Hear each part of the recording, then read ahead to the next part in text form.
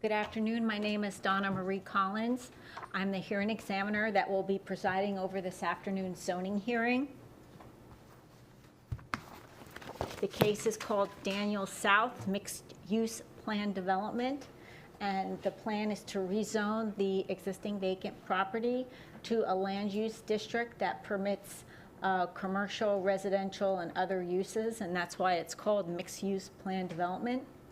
All testimony and evidence that I take during these hearings must be put into the record under oath because this is a quasi-judicial hearing. I will administer the oath to everyone in the room at one time when I conclude my introductory remarks. And that way, when it comes time for you to come to the podium, there's no need to administer the oath to you then. The order of proceedings will be as follows. The applicant and their team will present the case. They will explain the request in detail and then cover how the request complies with the governing criteria for approving changes to zoning districts. Their testimony may involve the testimony of more than one witness. Some may be experts in specific fields of study. Following their presentation, the planner that works for Lee County, who prepared the staff report and reviewed the application, will also make a presentation. The county planner in this case is recommending approval, and their rationale for that is outlined in the staff report, which is a public record if you're interested in obtaining a copy. Following presentation by staff, which may also include more than one witness, I will open up the floor to members of the public that wish to be heard on the application. I will go through the public participation forms that have been completed over here. I'll take one at a time. Please, at that time, come to the podium, state your name. You can tell me where you live in relationship to the property, although that's not necessary. That is your time to express any concerns or support you have with the application, and also your opportunity to ask questions, and I urge you to do so. Try to organize your thoughts so that you have your questions ready to be asked. We will take in all the questions at one time, and then when we go back to the parties, we'll ask them to address all the questions that have been raised by members of the public. This way, we keep the momentum of the hearing flowing without a lot of interruptions, and we can avoid having the same question asked more than once. They will keep track of all the questions that are posed, and then when we get back to the parties, they will address those questions. When you come up to the podium, please state your name, and I would like you to speak for as long as you like. There's no limitation on the amount of time that you can speak on these hearings, although I do urge you to organize your thoughts in advance. I tell you this because at the next hearing, the final hearing before the Board of County Commissioners, you will be limited to 3 to 5 minutes. But at this hearing, you can speak as long as you want, and I will take all your comments into consideration and try to summarize them to some degree when I make my recommendation to the board.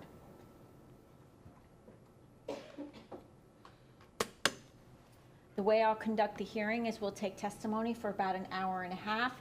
Then I typically take like a 10-minute break, and we will resume in that fashion. That gives me an opportunity to stretch my legs and the court reporter to rest her hands, but then we'll get right back to it. I urge you to please come in a timely manner so that we don't have a lot of interruptions in the hearing room. Please take a second now and silence your mobile devices, and I am ready to begin. So I'd like to administer the oath. If you intend on speaking on the record or entering documents into the record of this case, I ask that you please raise your right hand. Do you swear or affirm the testimony and evidence you enter into the record will be the truth? I do. Okay, thank you.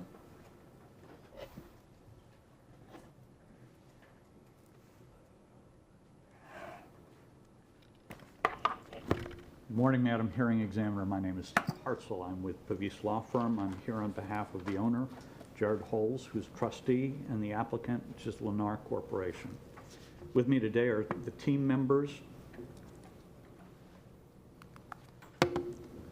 Tina Ekblad, our senior planner with Stearns Weaver Miller, Ryan Shute, our project engineer with Morris DePue and Associates, Ted Treesh, project traffic planner with TR Transportation, Shane Johnson, our project ecologist with Passarella and Associates, David Brown, our project geologist, and Scott Edwards and Barry Ernst with Lennar Corporation. The first thing that I would like to do is, with the 48-hour letter, I indicated that we would also have a PowerPoint presentation and a large copy of the site plan, and I would like to submit both of those to you. Thank you.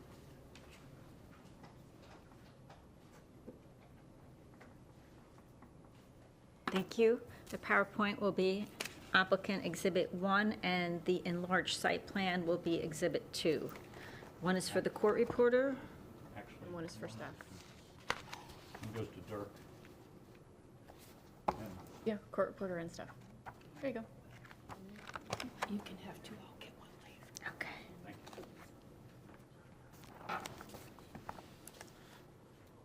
you. Okay, hang on a second so I can do some marking here. Certainly.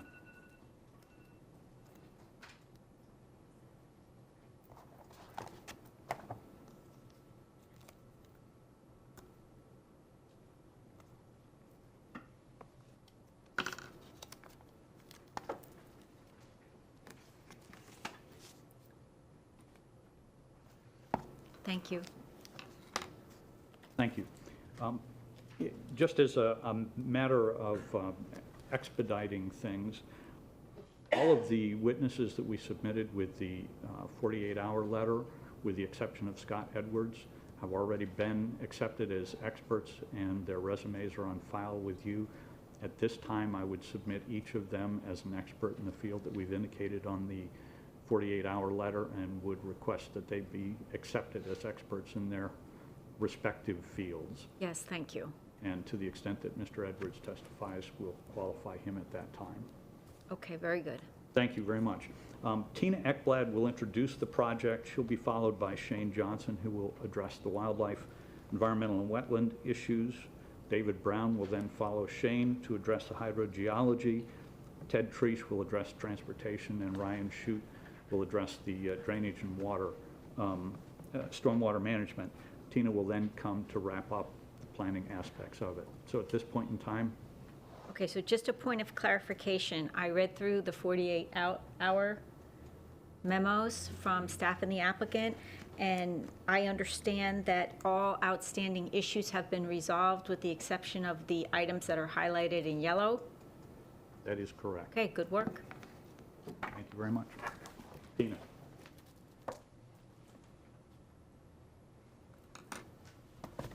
Good afternoon, Madam Hearing Examiner. For the record, Tina Ekblad, Director of Planning with Stearns Weaver Miller. Go ahead and get started here. There we go. The property before you today is approximately, well, a little over 1,200 acres, located at the intersection of Immokalee Road and Daniels Parkway. It's outlined in yellow on the graphic to the left of the slide. The property is currently owned by the Jared Holes Trust. Lennar is the applicant. There is a contract for purchase on the entire property. In the immediate vicinity of the subject property, off the aerial here to the north, is Lehigh Acres. These properties are within the central urban future land use and the Lehigh Acres community planning area. We'll get into how that interplays with the site in a few slides. To the east on Shawnee Road, we do have wetlands and DRGR future land use, and generally these properties are estate residential. To the south is the Southwest Florida International Airport, also within the DRGR and wetlands future land use. And then to the west of Daniels Parkway is the Timber Creek community, which you may recall was before you in a very similar process quite a few years ago. That property is within the Lehigh Acres and the Gateway planning community. So it has a similar, I call it a mashup of planning overlays, just as this property does. We are going through the process to amend the Lee County Comprehensive Plan concurrently with this plan development. The applications for amendments were transmitted by the Board of County Commissioners last month. Specifically, The sub-outlying suburban area in yellow here is being changed from DRGR to sub-outlying suburban.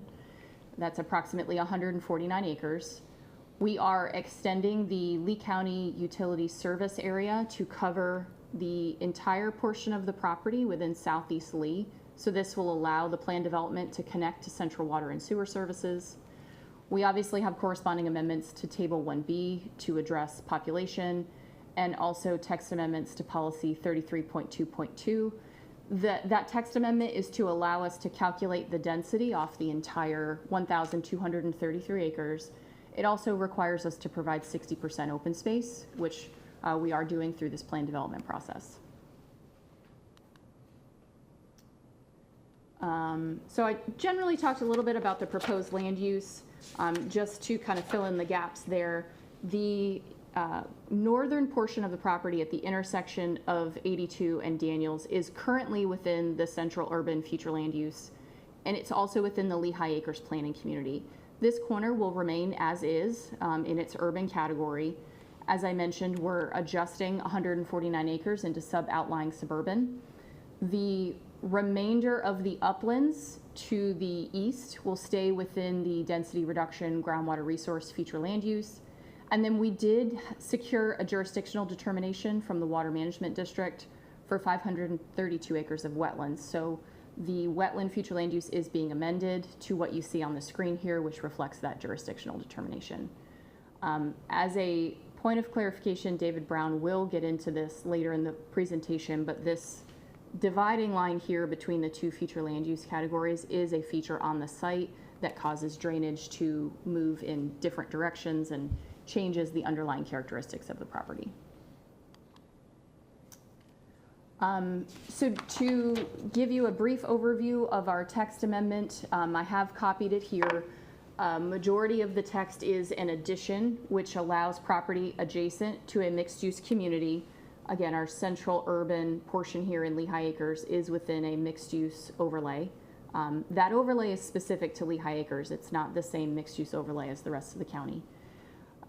It allows us to sum the density across the entire property and then spread the density out so that we can create an appropriate transition from the historical platted community of Lehigh, which is just off the image here, the master plan communities of Timber Creek and Gateway, onto the property and transition appropriately into the greater DRGR future land use category. One of the criteria that we have to meet in order to be able to accomplish that is that a plan development be filed. Obviously, that is why we are before you today, and that the project maintain a minimum of 60% open space, which the master concept plan demonstrates that we are meeting. For our density calculations, utilizing the future land use, including our wetland impacts are not calculated in this. Without wetland impacts, we are allowed to have a maximum density of 1,625 units on the property. We do have some wetland impacts that brings us down to, I believe it's 1,612. The case before you today is asking for a maximum of 1,600 dwelling units. So we're within our allowed maximums for the subject property. As I mentioned, we are asking for a maximum of 1,600 dwelling units.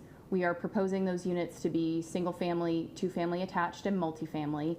You'll see on the colored master concept plan here, those attached unit types are proposed to be within the Lehigh Acres planning community at the northern end of the project and also along Daniels Parkway here. The remainder of the residential land area would be single family.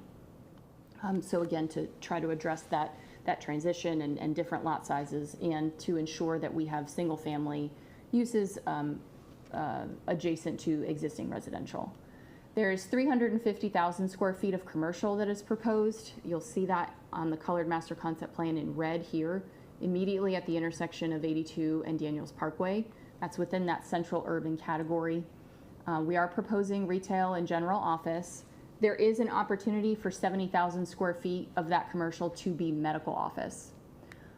We also, in our work on the Timber Creek project and dealing with Lee County Emergency Services, understand that there is a need for a station in this area. So we are proposing an emergency service parcel here along Daniels Parkway that will address that need. You can see from the green on the screen, we are providing 60% open space. Mr. Johnson is here from Passarella and Associates, and he will explain that 55% of that required open space is indigenous preservation and restoration. And then we have deviations to address our water management lakes in the southern portion of the property here, generally in this location, and also here, due to the fact that those are within the 10,000-foot hazardous wildlife buffer to the airport. And then we also have some deviations to ensure that we can have a consistent roadway cross-section between the urban and non-urban future land use categories. We are providing sidewalks on at least one side of the road. In some instances, there may be two. So that's what those additional deviations are for. We've talked a little bit about the master concept plan just to give you a broader overview of some additional concepts. The continuous flow intersection that has been constructed and is operational at Immokalee, or State Road 82 and Daniels Parkway, eliminated the opportunity for access for vehicles from the project site to State Road 82. So all of our vehicular access is proposed to occur onto Daniels Parkway. These location points are consistent with the controlled access management plan for Daniels. So this large arrow here indicates full turning movement, and same thing down here, full turning movement. Because we are consistent with the camp, we are also aligned with the access points to the Timber Creek community across the street. We do have some right in, right out entrance points for the commercial and the emergency services parcel to address those additional movements. The black and white large copy of the master concept plan that you have, and also this graphic, it's a little hard to see, does denote the 10,000-foot hazardous wildlife buffer here. It arcs across the southern portion of the property, which is why we have significantly limited development to that area. And then we also have the noise zones. This is noise zone B, which again is on the master concept plan in the large version in front of you. And as a result of this contour, you'll see that we don't have any residential proposed in that area. We do have some residential amenities. We do agree with the conditions that staff proposed that the construction in that area and the ongoing lighting and events need to be coordinated with the Port Authority in that amenity area to make sure that we're consistent with the various requirements of the comp plan and the land development code. Is the rest of the property in Zone C or? Yes. Okay. Yes, Zone C is this dotted line here. Okay. And so that was also one of the conditions we added back in, consistent with the LDC, is that disclosures need to be made at point of sale and on the plat and such. We recognize that that's a repeat of the land development code, but we felt it was important to include. We are in an area with full urban services to serve the existing and proposed development. We are in a unique position where the property will be served by the Lehigh Acres and South Trail Fire District. I talked about the additional emergency services parcel that we're providing to address response times. Lee County Sheriff's Office also has capacity to service the site. And then Lee County Solid Waste and Utilities are providing service, and we are within the east zone for the school district. Letters of availability were secured for the comprehensive plan amendment and demonstrated that capacity was available to serve the project. So I believe with that information, you can make a finding that the project will be served by urban services and that we are consistent with the Lehigh Acres Community Plan, policy 25.9.2, that new development be directed to areas where public services and infrastructure are available. Do you have any questions on that one? No, you clarified it. I was curious as to whether FGUA was perhaps servicing part of the site, but you clarified it in your presentation. Okay. So just to hit some comp plan policies right off the bat, based on the surrounding uses, it is my professional opinion that this plan development will promote compact and contiguous growth, given that we are infilling an agricultural parcel within existing historically platted and master planned communities. We have demonstrated that we have available urban services for the existing surrounding uses as well as what is proposed here today. The map amendments to extend the Lee County Utilities Service Area addresses the potable water and sanitary sewer standards 4.1.1 and 4.1.2. Additionally, we have provided those letters of availability as part of the case file. I believe that went to you as part of your packet demonstrating capacity. And then with regard to policy 4.1.4 and the preservation of sensitive resources, as I mentioned, we are providing 55% of that open space as indigenous. That exceeds the current land development code requirements. Currently, a residential project would be required to provide 40% open space, whereas we're providing 60. And then half of that 40% would need to be indigenous, which would be 20, and we're obviously providing 50. Mr. Johnson is here and will provide some additional information regarding what is on site and how that restoration works. We have had extensive communications with the Port Authority throughout the comprehensive plan and zoning process.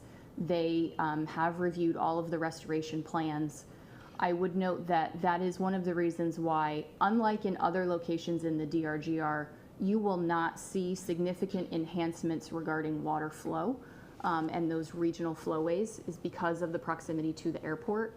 But we are trying to meet the intent of the DRGR and some of those environmentally sensitive overlays by providing that 55% indigenous and working with the Port Authority through the construction activities. With that, I think that's a good segue into Mr. Johnson from Passarella and Associates to discuss the environmental resources on site.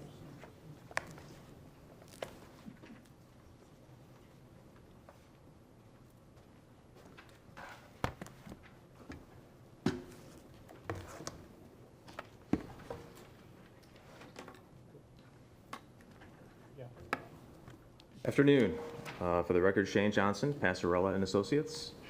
Have been accepted as an expert, I understand. And Vice President and Senior Ecologist with the firm, here to discuss the ecology of the project today. Starting with a historical perspective.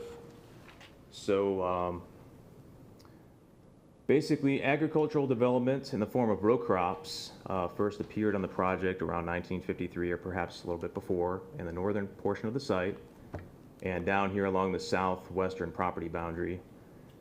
And also there's wetland disturbance. As you can see, this wetland here has basically been bermed off, presumably for pumping into that area to drain the farm field areas. So this wetland here has been bermed off, and you can see down here, this wetland here has also been bermed off. So that has kind of led to hydrologic disturbance, again, going back as far as 70 years now, or perhaps before that time. And also, as Tina mentioned, there's this elevated farm field road that was constructed by this time, which bisects the property, the western side of the property from the eastern side and southern property, where historically these wetlands worked together in harmony and all connected with each other. This farm field has completely precluded the hydrologic connectivity between that western side and the eastern side of the property. And also you can see on top there's a portion of this coat hanger feature. This is a U.S. Army Corps target range. In the north here, this was constructed for training during World War II. So fast forwarding to 1972, you can see that the agricultural activities have expanded in the north and along the southeastern boundary by this time. So where we had row crops up here, this is now expanded further south and into almost the central portion of the property, and also along the southeastern boundary here. And this has led to extensive ditching throughout the project and an expansion of the road network, obviously to service these farm field areas. And also by 1972, as Tina pointed out, you can start to see some development here along the eastern property boundary, including roads and single-family homes. So the point of talking about the project from a historic perspective is that this site's not new to disturbance. It's been happening for at least 70 years, going back to 1953. And that has led to not only the hydrologic disturbance and alteration on the property, but also significant levels of exotic vegetation that really thrive in pioneer areas that have been disturbed. So fast forwarding once again to 2022. This is a 2022 aerial. The agricultural boundaries are similar to that in 1972. They really haven't changed much from 72 to current day, but the use has changed. It's no longer row crop, it's pasture. So cattle grazing is prevalent throughout the entire property, not just the pasture areas. They have free reign essentially over the entire property. So pasture is the dominant land use, totaling approximately 51% of the site.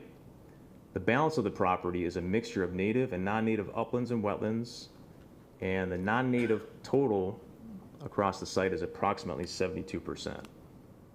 So again, that's the pasture areas and areas of the existing vegetation that do not meet Lee County's definition of indigenous, which is greater than 75% exotic vegetation.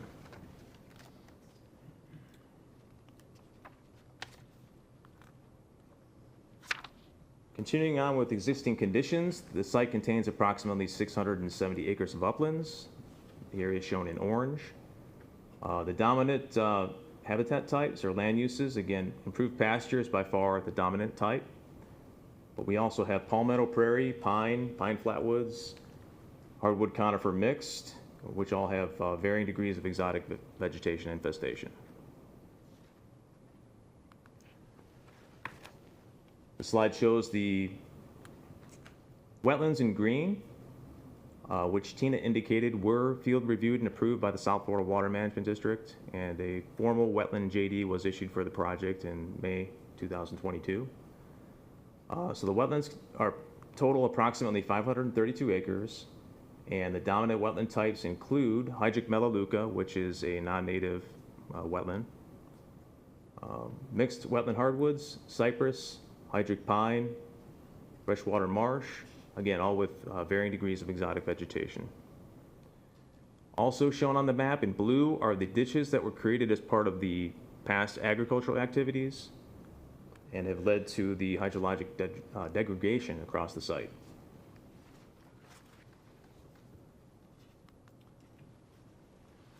This is an interesting graphic. This also shows the wetlands in green, but it also shows the locations of the berms that have been created. So oftentimes when you have ditches, you have parallel berm systems. And what you can see on this graphic is that the berms have really contributed to the hydrologic alteration, essentially creating sub-basins within the overall wetlands and isolating these features so they do not interact with each other hydrologically.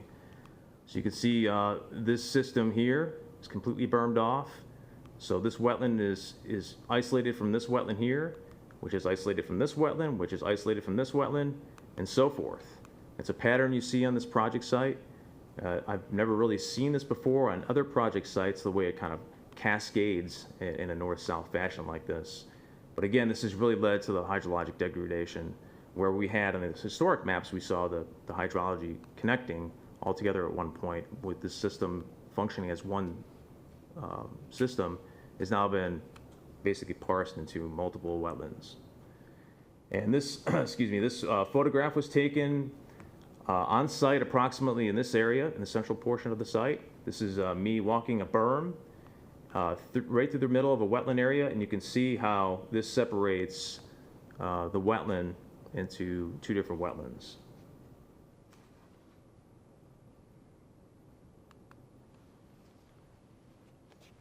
Regarding the indigenous management plan on the property, again, the total conservation area is approximately 679 acres. As Tina indicated, that's the minimum is going to be 55% indigenous open space on the site. So the site cannot fall below that 55%. That's the commitment. Very similar to other projects that were approved in the DRGR in the Environmental Enhancement and Preservation Overlay. This project's slightly different, and again, Tina touched on this a little bit. The other projects in the DRGR were heavily earth-moving projects that were creating flowways and excavating flowways from farm fields. This project is not doing that. It has a lot of existing vegetation that we're preserving, enhancing, and restoring. And that's a good thing because of the proximity to the project to the airport. And I'll talk more about that. Can I have water back there, please? Scott.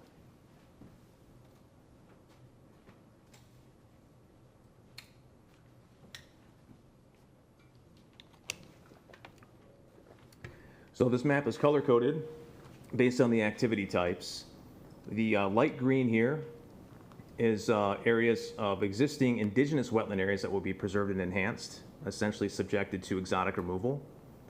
The darker green areas are non-indigenous wetland areas that will be subjected to exotic removal and replanting.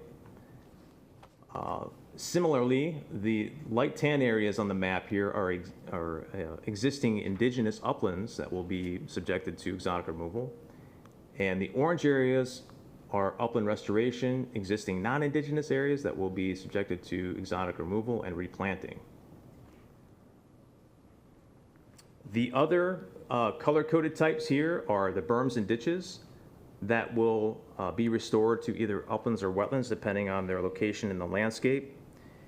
And that will function kind of as part of a bigger picture hydrologic restoration on the site. So when we talk about hydrologic restoration, again, we're not talking about mass grading. We're not talking about creating wetlands. We're not talking about impounding water to increase hydro periods. We're simply talking about opening up the berms, eliminating those berm systems, backfilling the ditches to essentially reconnect the wetlands throughout the project as they did historically. You also can see this, these blue arrows here. So this was the elevated farm field road that will basically be eliminated once the development is constructed. So there'll be a pipe system to reconnect these wetlands under this connector road to the eastern side of the property, and this will eventually flow south as it did historically. So we're reestablishing this connection that's been severed by that elevated farm field road.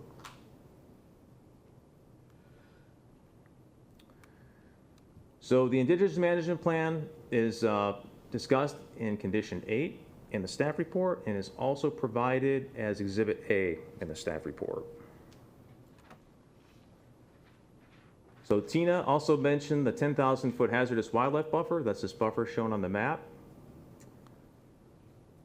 So this created a challenge for us on this project because we needed to restore these areas, the 679 acres of conservation lands on the project in accordance with the LEED plan.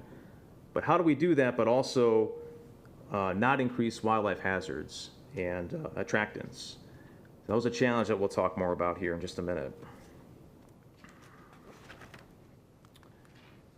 But first on to protected species. Passarella and Associates conducted a Lee County Protected Species Survey in May and June 2021.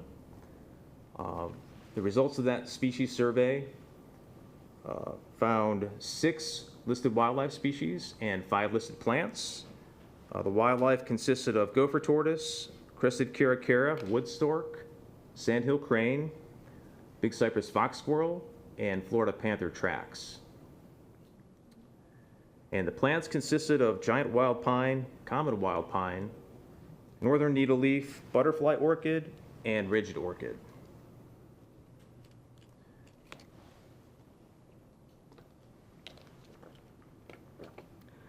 Now, because we have known listed wildlife utilization of the project site, we prepared a protected species and human wildlife coexistence plan for the project that is included as Exhibit 8 in the staff report. And that provides management activities for these species, as well as the human wildlife coexistence element to minimize adverse interactions between project residents and wildlife.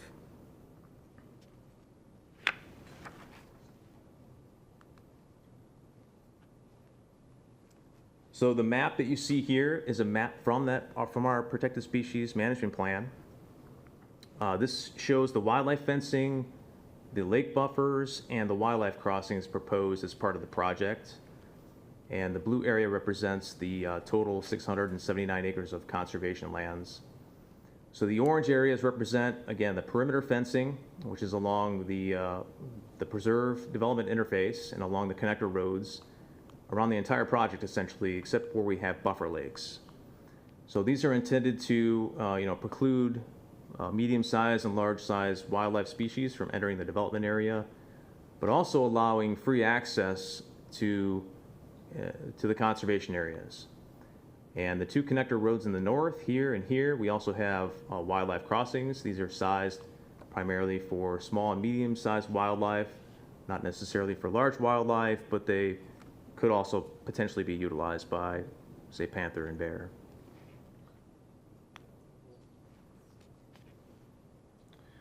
Now, addressing the 10,000-foot hazardous wildlife buffer, again, on this map is shown in red.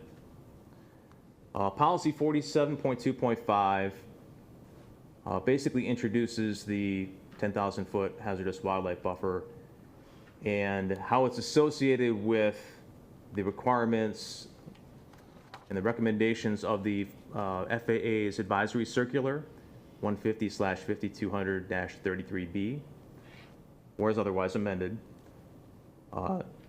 So site improvements on or near the Port Authority's airports must be designed to minimize attractiveness to wildlife, which can provide ideal locations for feeding, loafing, reproduction, and escape. So again, this leads into the number of minimization measures that were incorporated into the project. So as Tina indicated, we as a team did work extensively with Lee County staff as well as Lee County Port Authority staff to incorporate a number of hazardous wildlife minimization measures and best management practices into both of our management plans, the Indigenous Management Plan and the Protected Species Management Plan. And I think that's outlined very well in the conditions.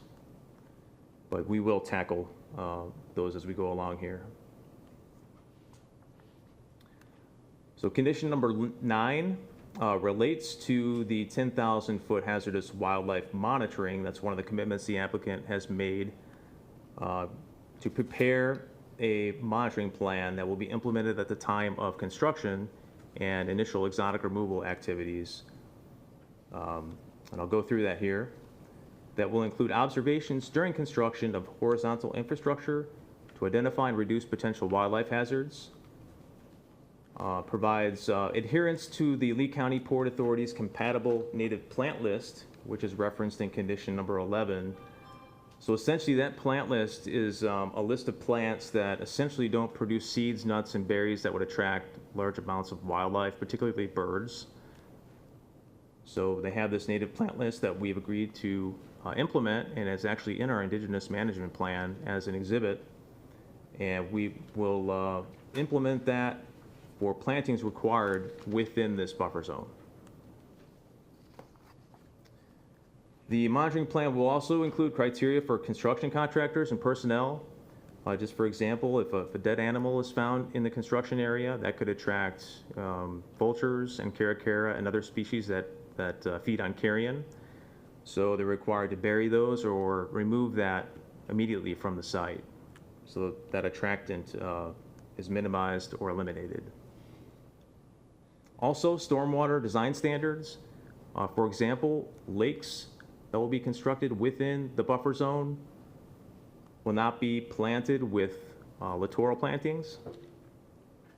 And also, they will be either steep sloped or hardened shorelines in place of littoral plantings.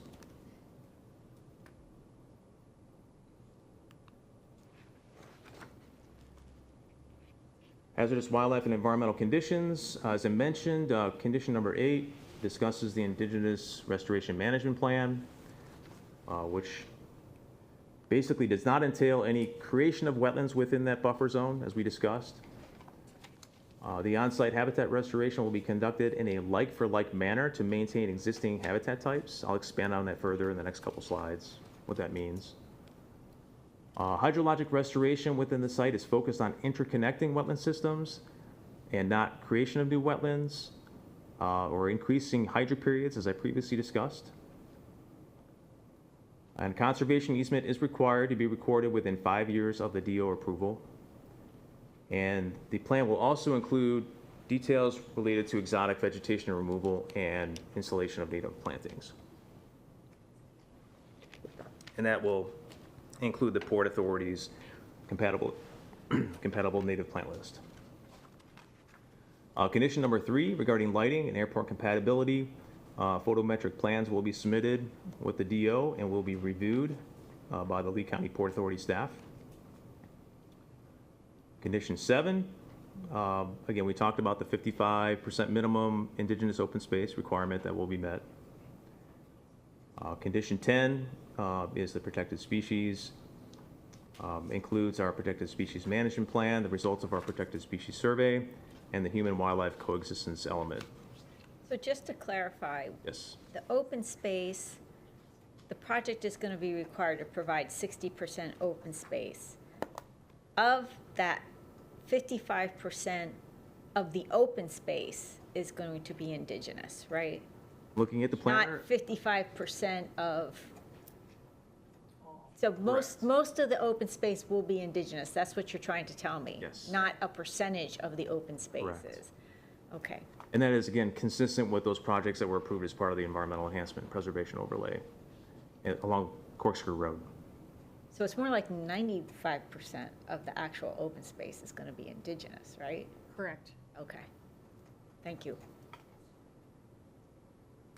And that'll either be enhanced, what's there, or restored.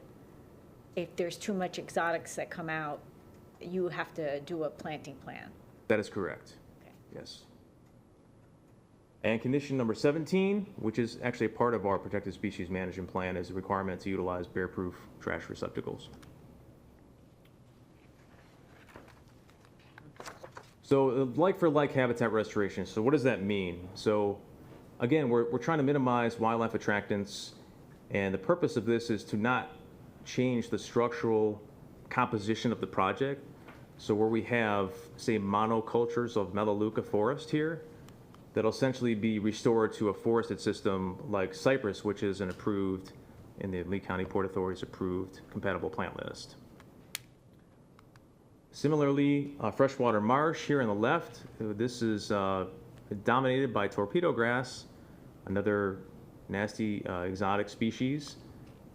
And again, keeping the like-for-like habitat type will be restored to a native marsh system, more of a heterogeneous type of system with multiple plants instead of dominated by one exotic plant.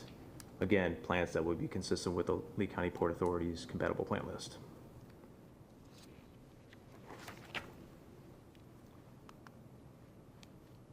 So back to policy 47.2.5, again, which establishes the 10,000-foot hazardous wildlife buffer and promotes compliance with the FAA's advisory circular.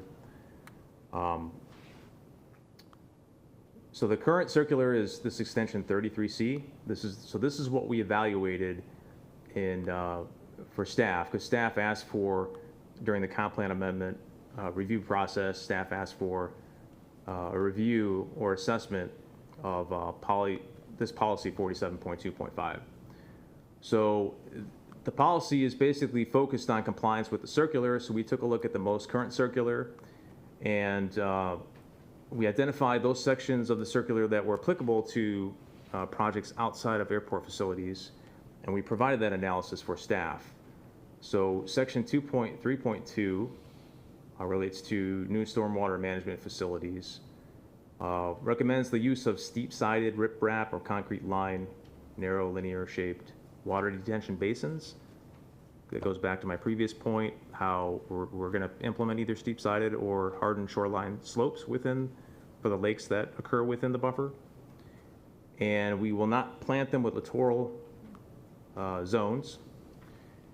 So we won't plant them, but if, by natural recruitment, if we start to have some vegetation emerging, we will eliminate that. So consistent with section 2.3.2. Section 2.4.1 regarding existing wetlands on or near airport property. Hazards identified during construction need to be coordinated with Lee County Port Authority staff. Again, we had, from the very beginning of this project, which conversation started well over 2 years ago, in fact, with staff on this project before we submitted an application, we talked extensively about these things, and then subsequently talked extensively with the Port Authority about these things, incorporating these minimization measures and BMPs into our plans. But also this corresponds to the monitoring plan that we've agreed to prepare and implement at the time of construction. So essentially, a component of that is going to be if we as the monitor, ecologically, if we see any hazards on site, we're required to have that open line of communication with Lee County staff and Lee County Port Authority staff to address those issues, identify those issues, and eliminate them as soon as possible. What would that look like? I'm not sure. What would be a hazard that would show up on the site? Sure, large flocks of birds. When we're talking about hazardous wildlife, it involves all wildlife necessarily, but we're talking mainly about birds, large concentrations of bird species. So then after consultation, you would implement something to change what's happening? If it's a construction-related issue, we would work with the construction folks on the ground, open up that line of communication with Lee County staff, the Port Authority staff, make them aware of the issue, and address it as soon as possible. So that's part of the monitoring plan. So again, consistent with this section of the circular, and lastly here, section 2.4.3.2 simply says, you shall not increase wildlife hazards or attractants. Again, we've implemented numerous BMPs, no littoral zones, steep-sided lake banks or hardened lake banks. Planting list isn't The going to... planting list, exactly, no creation of wetlands within the buffer, and so forth. So consistent with this section.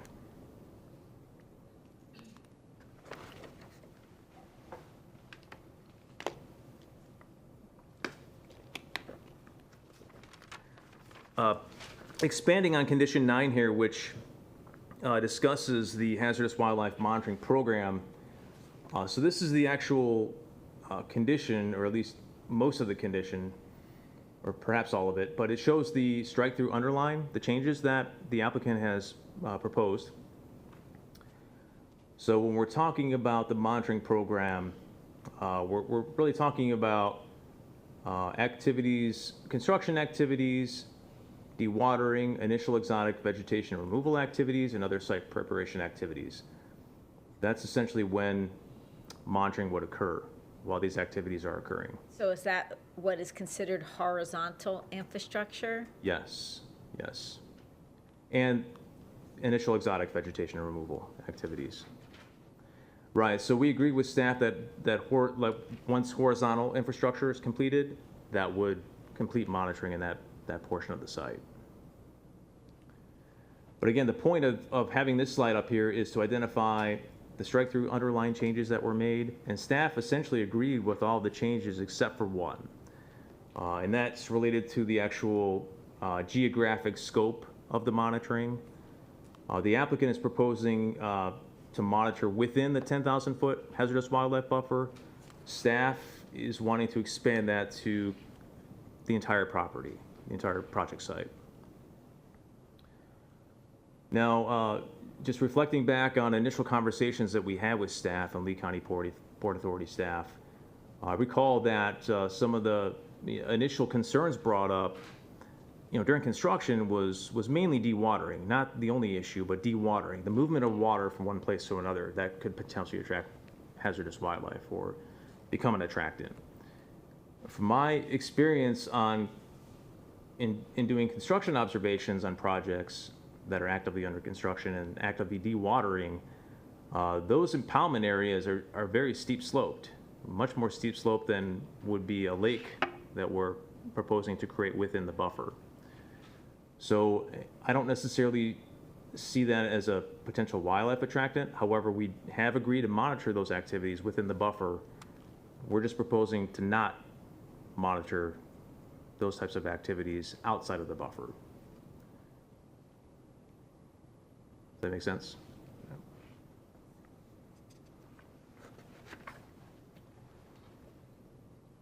So in conclusion here, based on my review of historic aerials, existing site conditions, surrounding land uses, available protected species and habitat data, and published guidance from the FAA and proposed Daniels South development, that the proposed Daniels South development will benefit the property compared to existing conditions and improve natural resources. It is my professional opinion that the requested mixed-use plan development is consistent with the Lee Plan, Land Development Code, and the data and analysis demonstrate the proposed changes will not cause any significant harm to natural resources and wildlife. So I'll be available for questions. Thank you. I don't have any at this time. Okay, thank you.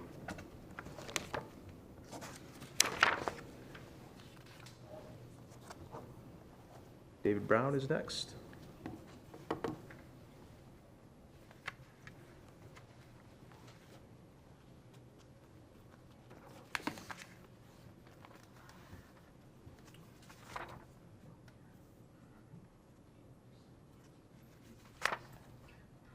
Good afternoon, Madam Hearing. My name is David Brown. I'm a professional geologist. I'm also the national practice lead for my firm, Respect, and my office is located in Sarasota, Florida, and I have been accepted as an expert prior. This afternoon, I'm going to go through some of the ground and surface water resources of the subject project. First, I'm going to start off with a historical perspective, similar to what Mr. Johnson did. The DRGR, in which the project is located, the Density Reduction Groundwater Resource Area, has 5 sub-watersheds, pre-development sub-watersheds. And the project is located, I can do this. How do you highlight on this one? The red button is the laser at the top. There we go. Okay. The project is located up in the northwest corner of the DRGR. You can see it hashed in black. And also I've outlined the various sub-watersheds in various colors. So within the 5 sub-watersheds, we have the 6 Mile Cypress sub-watershed, the Estero River sub-watershed, Flint Pin, the Imperial River, and the Corkscrew sub-watershed. The watershed, the 6 Mile Cypress sub-watershed represents only 0.5% of the entire GR, so it's a very small area, again, located up here in the extreme northwest corner. And if you look at it, the pre-development flows within the DRGR, the 6 Mile Cypress sub-watershed flows to the west, whereas as shown by the black arrows, all these other sub-watersheds flow to the south or southwest. Looking at the historical perspective, but in regards to hydrology, prior to any of the agricultural development, the project site was characterized as open rangeland, pine flatwoods with the interspersed wet prairies and shallow freshwater marshes. These marshes show up as these dark gray areas and the uplands and the lighter gray areas, and so they're fairly easy to discern as you look at the property. There also is this prominent, which was discussed before, these prominent triangular shaped features up here. There's one of these that occurs in the extreme northern part of the property. Again, those are the earthen berms that were associated with the World War II military exercises. And a cross-section of that berm, these things across their side here are approximately 150 foot wide and about 10 foot high. And then in length, they're about 1,000 to 1,300 feet long. So these are large features and kind of points to the disturbance on the northern part of the property. Again, continuing with a historical perspective with a 1944 aerial image and zooming into the property, which is outlined in red.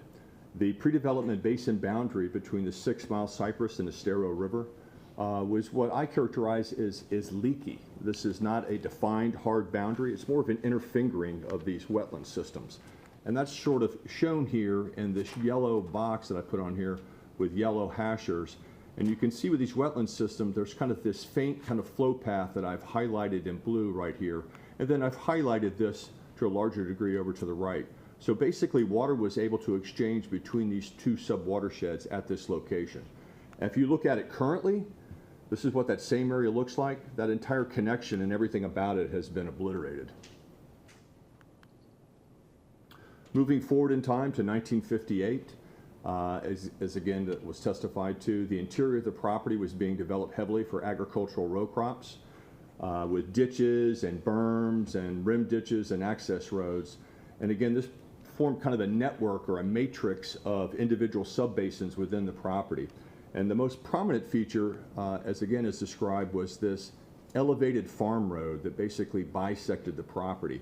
And this image, you can see very well that this kind of lobe of this wetland system was severed by that road. So that was the connection that was basically stopped by the elevated farm road. And again, that was constructed by the farming operation so they could have year-round access to this farming operation to the south. But it effectively eliminated any communication and severed that historic connection between these two subwatersheds. So now looking at existing conditions, and the graphic to the left kind of summarizes a lot of what I've talked about, so I'll walk through it really quickly here. These yellow dashed lines are the pre-development subbasins defined by the South Florida Water Management District. Okay, this large purple area is the Estero River subwatershed. They've kind of just graphically shown kind of a cartoon of what the 6 Mile Cypress subwatershed is. And then you also see that they've also included this farm road as part of a basin divide. So you can see even in this graphic how it separated these two watersheds and kind of severed that segment of the 6 Mile Cypress watershed. We explored this elevated farm road. We walked along its whole length. I've traversed it a number of times during the rainy season, and we did not see any connection, any flowway, or any way for water to move from one side to the other. So it still effectively serves as a separation between those two hydrologic features. You can look it's even more evident if you look at recent aerial photographs. So again, in this image, this is that same elevated farm road that I showed before. And if you look at the drainage ditches that were installed by when they were growing row crops out here, you can see all of these are in a direction of kind of southeast to northwest, whereas on the other side of this road, you can see these run from northeast to southwest. So there's a very distinct change in the hydrology when they created this road, and that was facilitated by all the farming operations. And so you have these main ditches, and then there's all of this internal network of drainage ditches. And then this was talked about before. This particularly large wetland feature was bermed around it and was used as kind of a temporary reservoir to pump all this surface water into. So again, it is hydrologically is very, very altered. And basically this kind of isolates this side of the property, the western side, completely from the eastern side of the property. So now let's talk a little about the proposed hydrologic enhancements of the project. First, we're going to have an interconnection. We're going to restore, that's exactly where it occurred. We're going to restore this interconnection between the western side of the property and the eastern side of the property. That's going to be a subsurface connection, so we won't create any wildlife habitat. But again, we'll allow these two subwatersheds to actually interchange water during large storm events. Also, the proposed design for irrigation of the development will use both groundwater and recycled stormwater or surface water for irrigation. The predominant source for irrigation on the project will be stormwater that will be within the numerous stormwater lakes that are on the property. The use of the seasonal use of both surface water and groundwater is consistent with the South Florida Water Management District's Lower West Coast Water Supply Plan, and also with Lee Plan policies. And again, this type of irrigation system basically optimizes the use of the water supply from each sources, and therefore by using both of these sources, you don't adversely impact either one of them. The irrigation system will be a master controlled system, so no individual homeowner will be able to control the timing and duration of irrigation events. And this is really critical when you get into times where you have irrigation restrictions, because you have a single entity that can control those restrictions over the entire development. Also, the development's design and stormwater ponds significantly increase recharge to the underlying aquifer. We ran a integrated model, a surface and groundwater model, using a 25-year, 3-day rainfall event. And looking at it, and this is some of the mesh or some of the details from the model itself. So here's pre-development and here's post-development. And basically looking at the existing conditions model as compared to the proposed conditions, we'll have a net increase of 94 acre-feet of recharge, which equates to over 30 million gallons of recharge in 15 days. Also, in regards to the use of groundwater, the groundwater will also be sourced from 2 different aquifer systems, okay? 6 wells will be finished into the sandstone aquifer, and 2 of the wells will be finished into the mid-Hawthorne, so 25% of the groundwater will come from... You're going to have to start that again. 6 wells will be finished. Oh, I'm sorry, I talked too fast. 6 wells will be finished into the sandstone aquifer, and 2 wells will be finished into the lower, or the mid-Hawthorne, to the deeper mid-Hawthorne aquifer. And that is illustrated on the graphic here to the left. And this is for the purpose of irrigating the developed areas? For augmentation of the irrigation system, the stormwater Right, ponds. you said that come. the first source is the lakes. Correct. And it would only resort to this to supplement if there was insufficient in the lake. That's correct. Yep. And this just gives a graphic of the depth of the sandstone type wells where they will be located with casings, well casings somewhere around 100 feet, and they'll penetrate down to about 130 or 140 feet below land surface. Whereas the mid-Hawthorne, the deeper mid-Hawthorne wells will have casings that extend down to approximately 230 feet below land surface and extend down to depths of approximately 300 feet. So again, we're using 2 sources of irrigation, surface water and groundwater, and then with the groundwater, we're using 2 different aquifer systems. So we really ameliorate or basically eliminate any adverse impacts to any of these systems. Both of the aquifers are confined, which also precludes any drawdowns to wetland systems on site. We also authored a ELMP, Enhanced Lake Management Plan. The ELMP was very detailed and includes BMPs for deep lake management so that we don't have a separation of oxygen levels within that lake, nuisance and exotic vegetation control, littoral vegetation preservation only in those areas outside of the wildlife buffer area, okay? Within the wildlife buffer, they must maintain those hardened measures that were done to eliminate wildlife, so you have to do both. Fertilizer applications, only licensed applicators licensed through Lee County will be authorized to apply fertilizer. No individual homeowner can apply fertilizer. The ELMP includes measures for erosion protection and lake bank maintenance. We have measures regarding pesticide, herbicide, and fungicide applications. Again, we've incorporated the airport land use restrictions. We have BMPs regarding the commercial area adjacent to Highway 82. And we also incorporated a very detailed surface water quality program that mandates sampling 3 times per year, 1 time during the dry season, 2 times during the wet season, at 6 separate locations.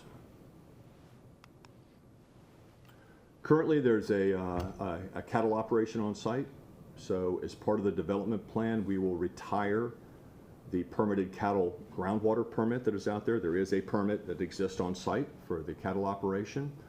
We will eliminate the existing internal drainage ditches, thereby improving the potential for recharge to the water table aquifer. That's because we're holding water on site and now not pushing it off through all that drainage network. Lee County Utilities will provide both potable and wastewater services. We will have improved surface water quality through the elimination of the cattle grazing and the creation of the engineered stormwater management treatment facilities.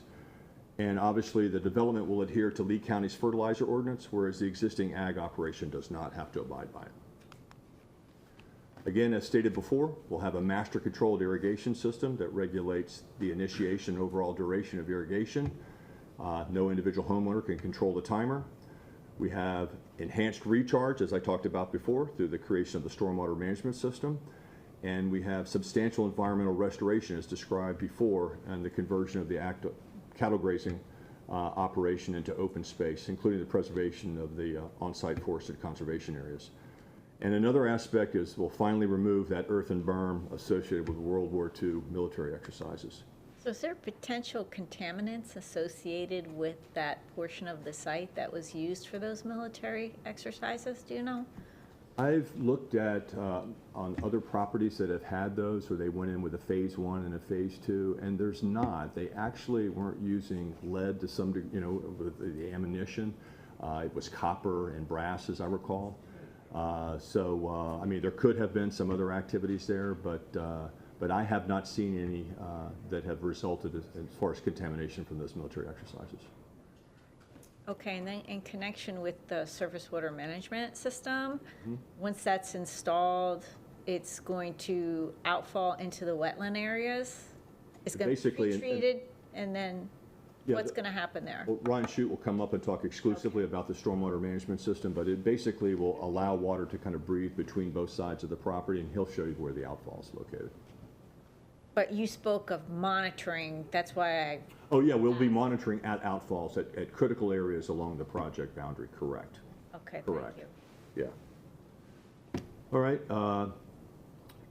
We do want to talk a little bit about condition number 6 on the ELMP. And again, you see kind of the strike through and underline language that we've added. And I'll go through this quickly.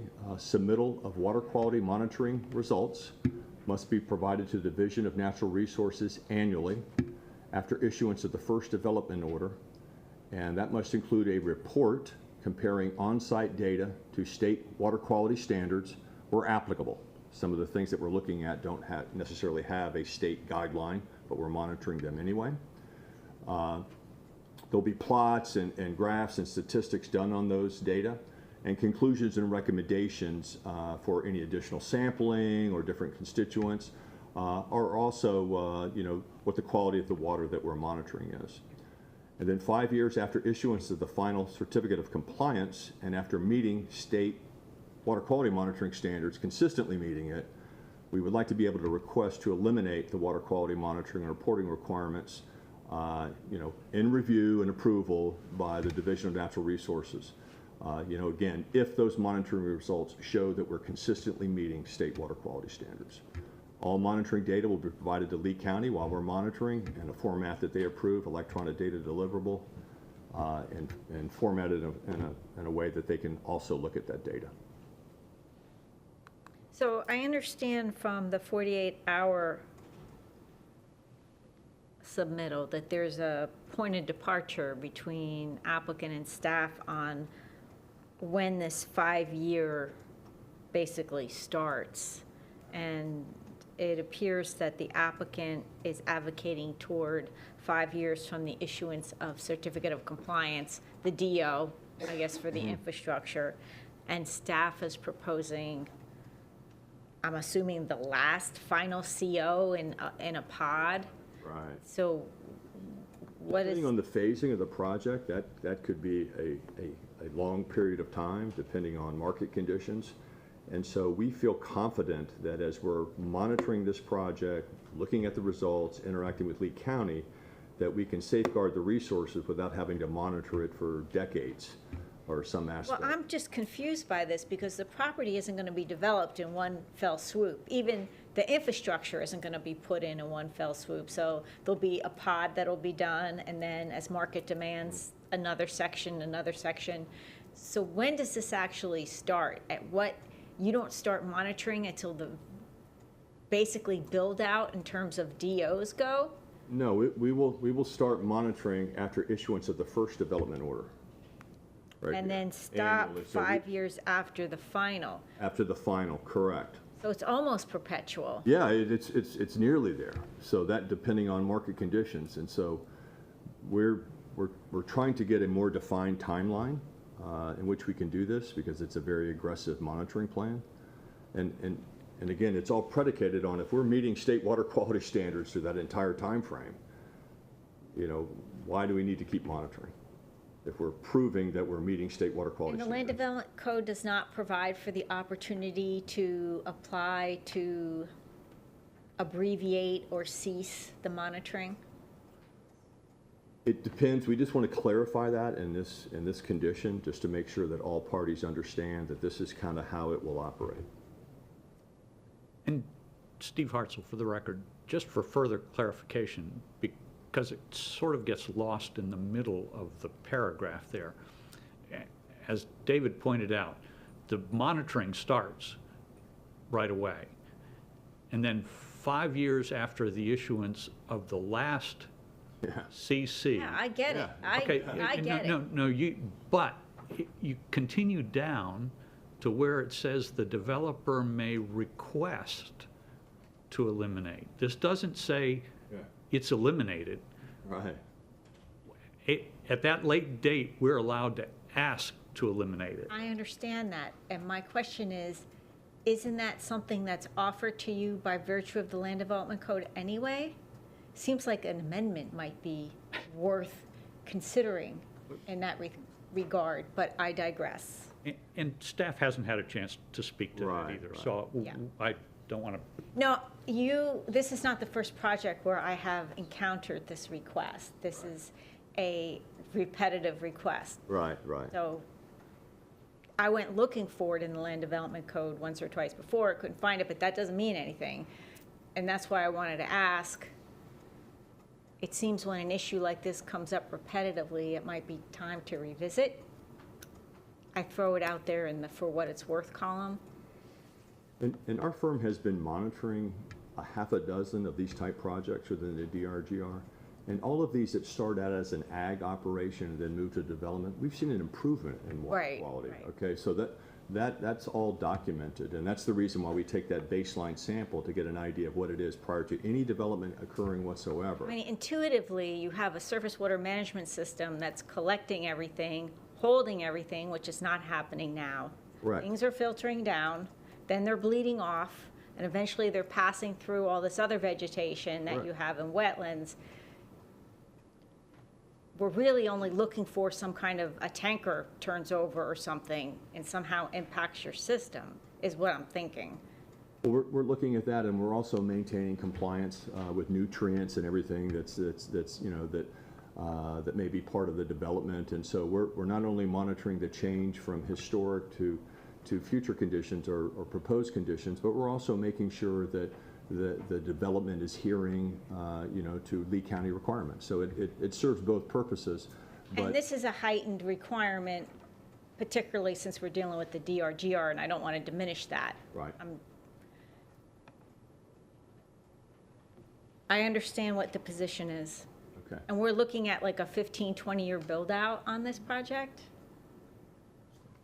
Would be, yes, depending on market conditions.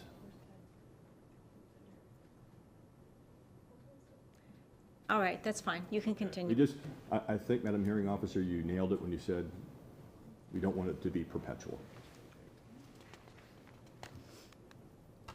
All right, and again, in regards to lead plan consistency, we are consistent with policy 1.4.5 in regards to the density reduction groundwater resource, future land use category. We are also consistent with objective 60.3 regarding critical areas. And how are we meeting that? Central reuse, number one, is not available for the project in this area, so we have to have another source for irrigation. And again, as offered, we have a hybrid approach of using stormwater and groundwater, and the groundwater is being derived from two different aquifer systems. We also are proposing a sandstone aquifer monitoring well on the property to help in a network of monitoring wells that basically surround Lehigh Acres. This will be tied into a monitor well that is also on Timber Creek to the west. So what are you checking for? Drops in levels? Water levels, correct, yep. And again, that can be tied in with the USGS as well as the existing monitor well at Daniel South. And our monitoring at Daniel South, we can kind of compare and contrast water levels that are in the areas that are further away from Lehigh and in this particular vicinity, and compare those to other monitor wells that are either within or right adjacent to Lehigh, and we have better resource conditions in this area. We're not surrounded by a lot of wells and a high density of wells, and we can see that in the groundwater levels. And we fully anticipate of adding to that network as part of this project.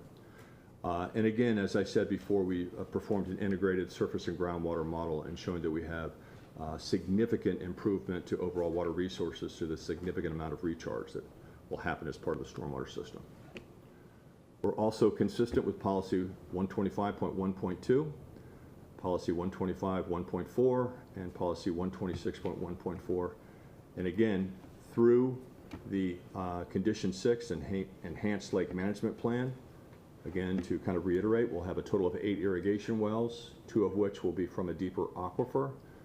We have a very detailed surface water quality monitoring plan, as well as groundwater level monitoring. We're going to collect a single baseline sample prior to any construction. Surface water will be sampled 3 times per year at 6 separate locations. And again, all of this data will be provided, as well as pumpage data. This is the first time we're actually going to be submitting our irrigation quantities and pumpage data, which will be required to submit to the South Florida Water Management District. We'll also be providing that data to Lee County in our annual report. So in conclusion, based on my review of the historic aerial photographs, published hydrogeological reports, South Florida Water Management District regulatory documents, reports and maps obtained from Lee County, my own personal detailed inspections of the property and adjoining properties, it's my professional opinion that the Daniel South development will benefit the property itself compared to existing conditions and improve overall water resources within the DRGR.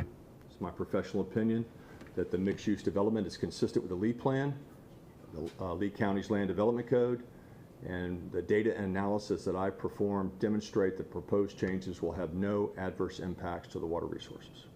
And if you have any questions, I'm ready to answer. I don't, thank you. I may later, Okay, after I hear the surface water expert. absolutely, thank you.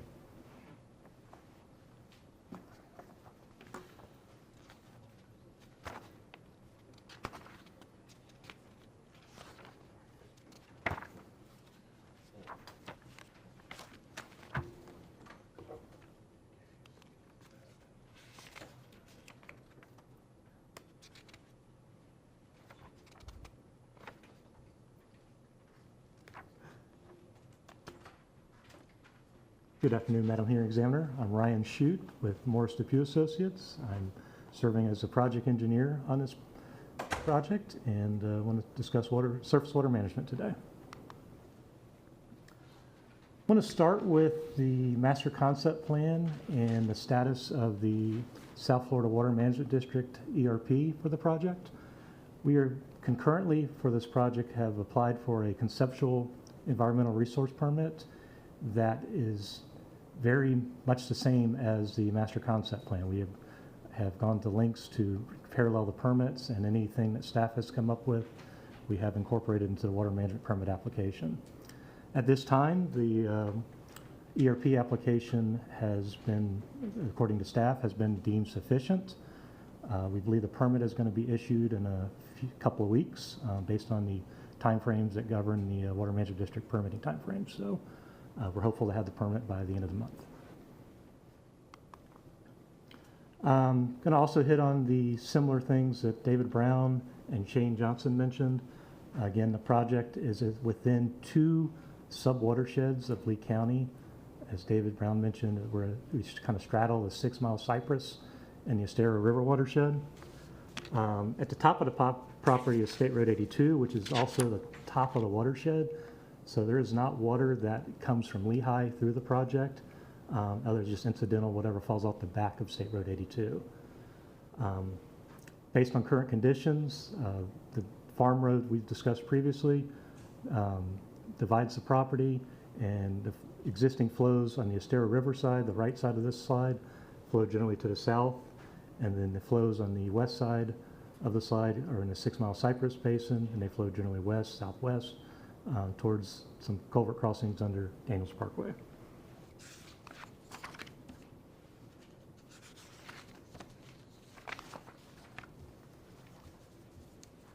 This is a schematic of the master drainage plan for the project. It's based on one of the master drainage plan that we submitted to South Florida Water Management District.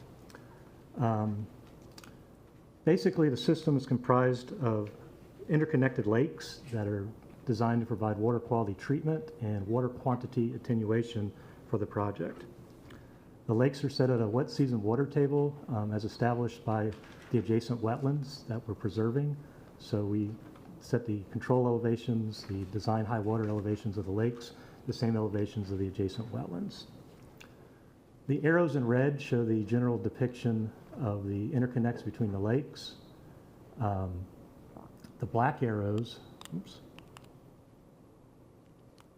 the black arrows depict some of the outfall locations proposed for this site, and these outfall locations discharge into the on-site wetlands. The primary outfall will be this one at this location, and this small sub-basin will have a primary outfall here, And then as this lakes stage up, they also discharge at the other locations as well. These control structures, these weirs, have been balanced to maintain the allowable discharge rates into each of the water management sub-watersheds. So therefore, we have the allowable discharge that goes to the 6 mile. This is the approximate location of the farm road. So the allowable discharge out of these two control structures go towards the 6 mile cypress. We do not increase the runoff. And then the discharge from these structures go into the Estero River watershed and do not increase the historical discharge rates. In fact, we have done a pre and post development model, and by building these water management system lakes and comparing them to the pre-development conditions of our pre-development model, we actually decrease the peak runoff rates for the property. And with decreasing the peak runoff rates, that helps alleviate potential flooding. It doesn't guarantee things won't flood, but it definitely reduces the potential for flooding downstream of the property. Incidentally, just David Brown and I coordinated the monitoring locations for his water quality monitoring program will be the outfall structures that are shown on the black arrows. Those are the locations that are proposed for the water quality monitoring. The blue arrows depict the general flow of water through the wetland system. They're just schematic and show the general locations where the water's to go. And then the 24-inch hydraulic connection is located in this general area right here by that little black pipe, and I have a detail for that shortly.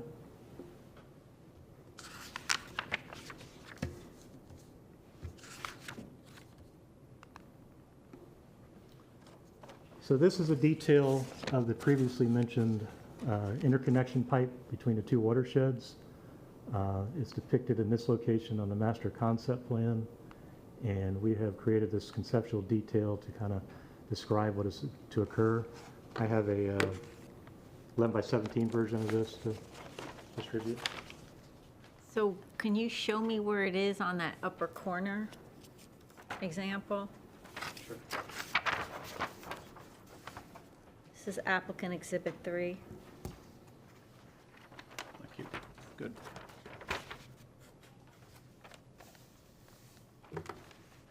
Wetland connection exhibit. Steve Hartzell, for the record, to the extent that it helps you, it's also slide 50. Did you say 50? 50, yes.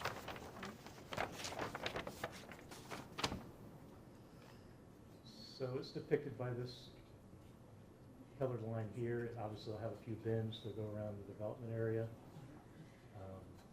This arrow is the left side of the system. These houses are schematic, are intended to represent the houses that will be here. It's not going under the houses, it's actually behind them. We just are trying to show the general location of the house to run. Similarly, it's not going through the lake, it's going behind this lake, but we want to schematically show how it goes around. And this the is backside of the lake. interconnecting the basins. It's interconnecting the sub-watersheds, and it's to promote the, as Mr. Brown mentioned, to allow some water to cross the two watersheds. We've set it at high water conditions. We don't want this flowing all the time. We don't want to impact existing flows, but we do want it to have the ability, if high water gets in these areas, that it can go, and it's designed to go into the Estero River watershed from the 6 Mile Shed. And this was happening historically based on the earlier aerials that Correct. Pre-farm road. pre-farm road. Pre-farm road. So you're Pre-1950. restoring a historical condition by doing this. Correct, correct.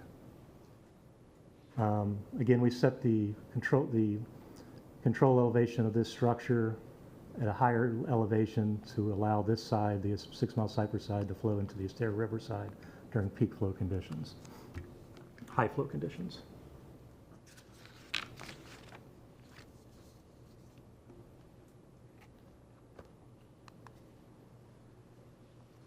Going to hit on some of the comprehensive plan policies.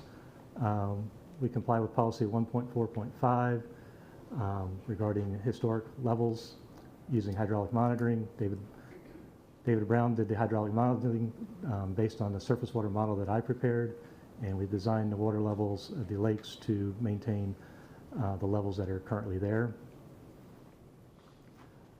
Additionally, we've policy 60.4.2, we've designed the water management system to flow into the existing wetlands. We have not incorporated them into the site because we do not want to increase the hydro period of the on-site wetlands due to the Port Authority concerns.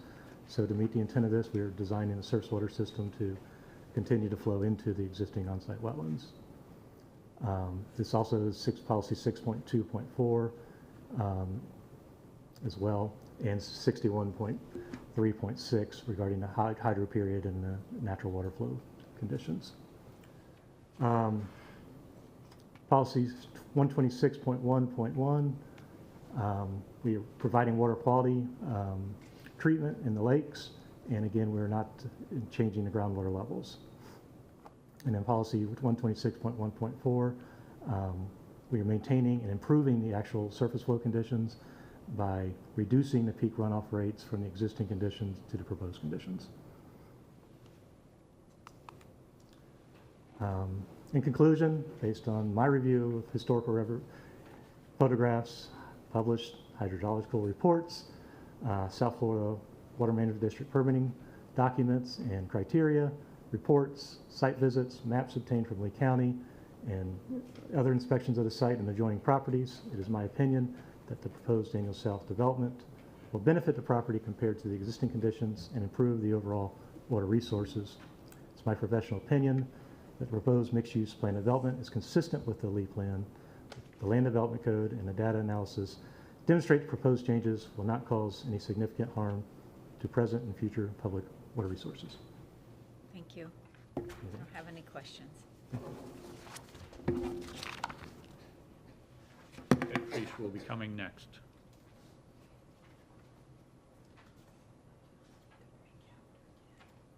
We're going to take a break after Ted's testimony, 10 minutes. Thank you. Good afternoon. Ted Shreesh, TR Transportation Consultants. The analysis we conducted for this mixed-use application looked at 1,600 single-family dwelling units. Even though ultimately it'll probably be developed with a mix of residential unit types, for worst-case analysis for our trip generation, we looked at all the units as single-family, as a single-family house generates a higher trip generation than a multifamily residential unit. So we looked at all the residential units as single family, as well as the commercial component that's at the corner of State Route 82 and Daniels, has 280,000 square feet of retail and 70,000 square feet of medical office. We looked at, again, medical office because it generates a higher trip generation than your general office uses. So again, we looked at, this is, again, a 30,000 foot view of a traffic analysis conducted at this level at a zoning stage as the project proceeds to development order. Just for the public's benefit, there'll be additional traffic studies just as we've done with Timber Creek. I've been involved in the Timber Creek project since the beginning of that project, working on the traffic for that project as well with Lennar. Okay, so just to recap, you assume worst-case scenario in all respects. All commercial, with the exception of medical office, would be retail because that generates more trips than office. Correct. And then medical office because that generates more trips Than general office. than general office. Correct. So our analysis for this report looked at a build-out year of 2031. So what we do is we take existing traffic counts, adjust those counts to peak season conditions if they weren't conducted during peak season, based on FDOT, Florida Department of Transportation, and Lee County Department of Transportation information that we have. So everything is done based on peak season peak season analysis, all our intersection, all our arterial level service analysis is based on peak season analysis. And then we prepare the report. The report's reviewed by staff. We've went through several reviews, and then the report is accepted, and when the staff reviews it, and their memo is attached as part of the staff report, and we are in agreement with that attachment that is included as part of the staff report that summarizes the traffic study. All the roadways in the area will operate at an acceptable level of service with the exception of the segment of Daniels that's in front of our project. That's the last segment of Daniels. That's the an existing 4-lane segment of Daniels Parkway. And that segment is a fairly long stretch of Daniels. There's no traffic signals on that segment except at State Route 82 and at Gateway Boulevard. If you've been out in that area, you'll know that FDOT recently completed the widening of State Route 82 to 6 lanes. As part of that project, they changed the intersection configuration at Daniels and 82 to what's called a continuous flow intersection that significantly changed the way that intersection operates. And then as part of the project, widened State Route 82 to 6 lanes. The one thing, Lee County has been monitoring Daniels through the years, and they do have on their long-range transportation plan the future widening of Daniels Parkway, but one thing that they're looking at that is programmed is the Alico connector. And the Alico connector is this, I have illustrated on this. This is from the Lee County. They made a presentation, this was last year's presentation to the board. This project is right now in the design build phase. Lee County anticipates construction starting soon in the next year on the first phase of this roadway that will extend Alico Road. Right now, Alico Road extends east from Ben Hill Griffin, and then it turns south as you go east, and it connects to Corkscrew. At that bend where it turns south, the extension, the connector will continue to the east and then turn north through the mine property and then continue up to the north and then hit State Route 82 at Sunshine Boulevard. This is Sunshine Boulevard right at this location. Here's our project right here. This is Daniels Parkway.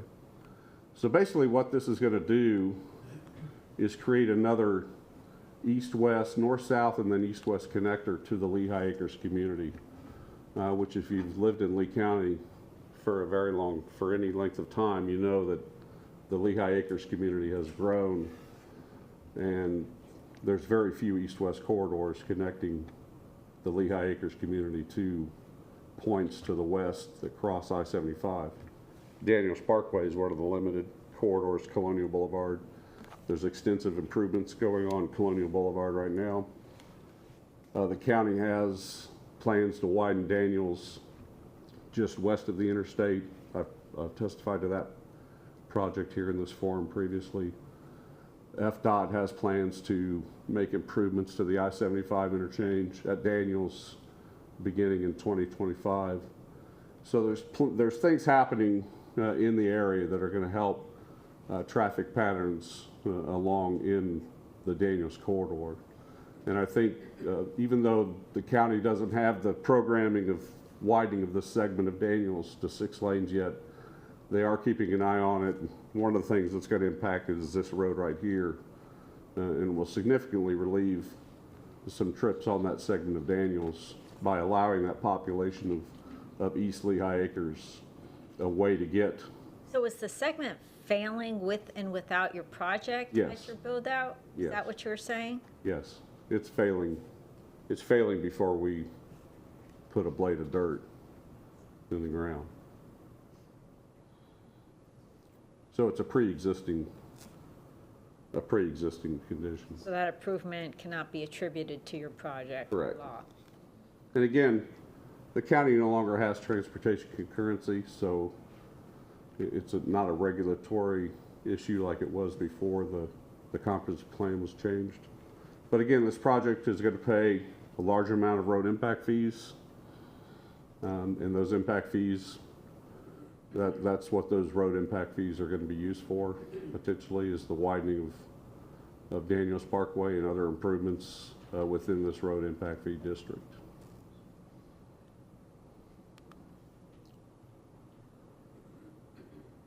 And what about the intersections at your project entrances? Getting dry now.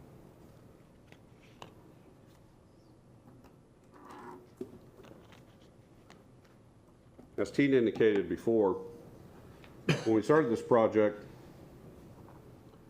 we have very little frontage on the State Route 82 frontage, and because of the way FDOT improved that intersection, that limited our access onto State Route 82. This drawing actually shows a potential connection across this land to the east to, what's the name of that road again? Shawnee Road. But again, this is Lee County owned property, so this is just a concept that will be explored in the future. This has to be worked out at some future date. But right now, this project doesn't have any access to State Route 82, so this project is fully limited to access onto Daniels Parkway, which is a controlled access facility by board adoption by a controlled access resolution. The access drives we're showing on the MCP align with the adopted controlled access resolution locations. The main access drives are shown at full median openings on the resolution. This access is the western access aligns with the main Timber Creek access to the residential. Then our eastern access aligns with another existing access to Timber Creek that'll be the combination of our residential and commercial access to our property, is also a combination of access with Timber Creek and their commercial.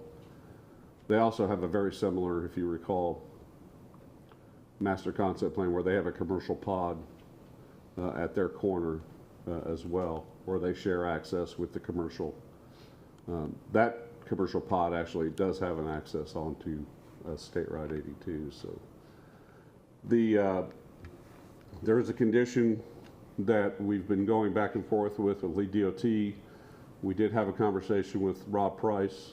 Jillian is here from Lee County DOT, and she'll testify, but we are going to have some further discussions after this hearing.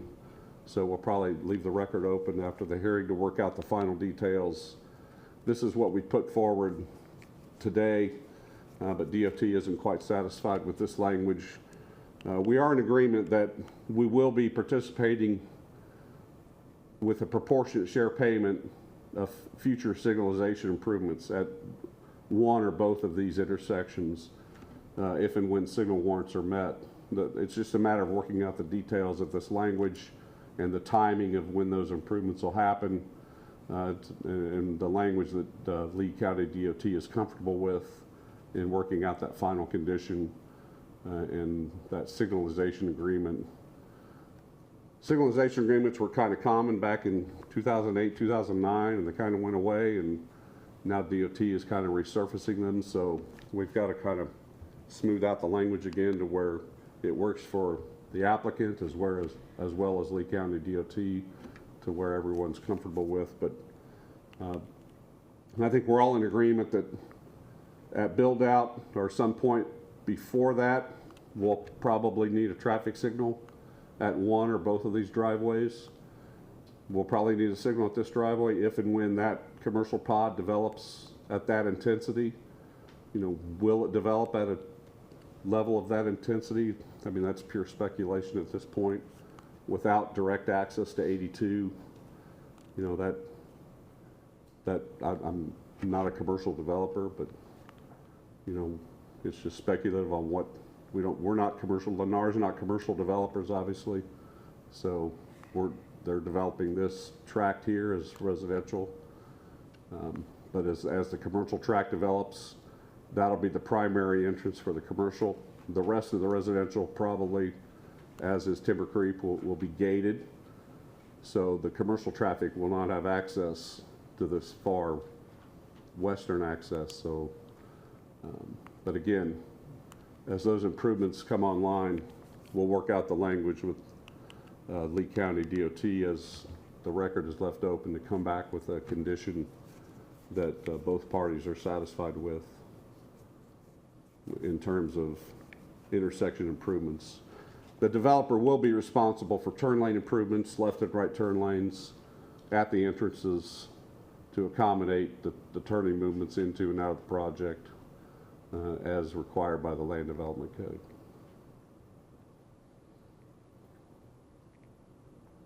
Ted, just as a final clarification, the signalization wouldn't take place until such time as the warrants are met to require the signals, is that right?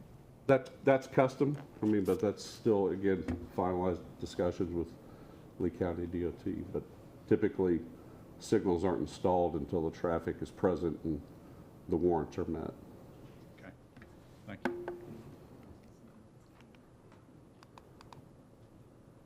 And that's all I had, unless you, Okay, so the record's going to be left open What's to that? allow for additional discussion on the wording of condition 12. yes. Yes, you got one more slide. I got one more slide. Oh, yes.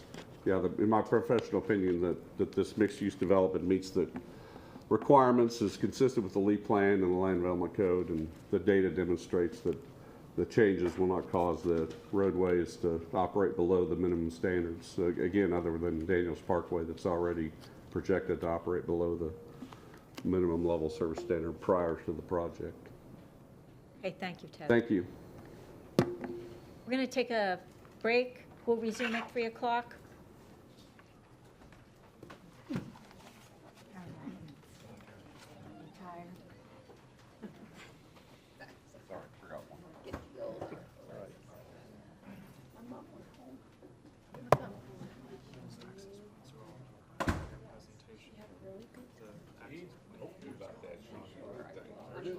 There it is. Dump it out on a private road. What the hell is wrong with that? That is not there. Well, that's an internal. That Yes, doesn't go yes, to, It's specifically this. So we only it's own, a right in, right out. It's not on the MCP. And the way the code reads, if it's not on there, then you're not getting investing point. Well, That one's on there for the emergency services, yes. This one is not. The, This is, see how it's, okay. the other right in, right out? Clearly, this is older than the master concept plan. right. So the I'm gonna- concern is what? Adding new access points on the Daniels will probably trigger another public hearing. Nobody's asking you to add additional access Oh, Okay, points. so this is just, I'm gonna make sure it's clear on my side of the presentation. There are additional points on there that aren't actually accurate. Okay.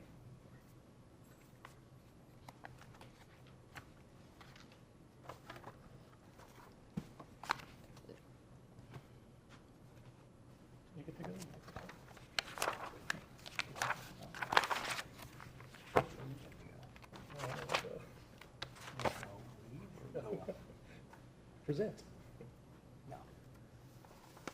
So does that mean that you don't agree with condition 16?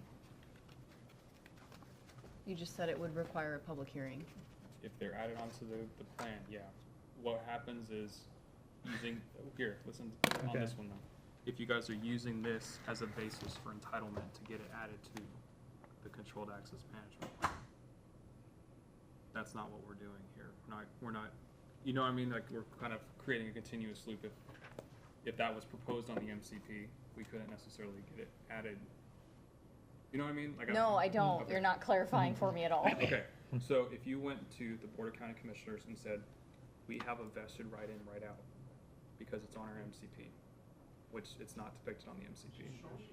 If it was vested by MCP, because the Land Development Code says you can vest it, you go to them and say, see, we need it because it's vested, and then come back and then add it administratively, that's a misinterpretation of what we've analyzed so far, because, or a mis, Okay, but the master concept plan is what has been submitted yes. and reviewed. This graphic was prepared for the community plans that were done a year and, Yes, 4 yeah. months ago. I agree with you on that. And so as part of the insufficiency responses and comments, we eliminated access points to address Lee County comments. I agree with that.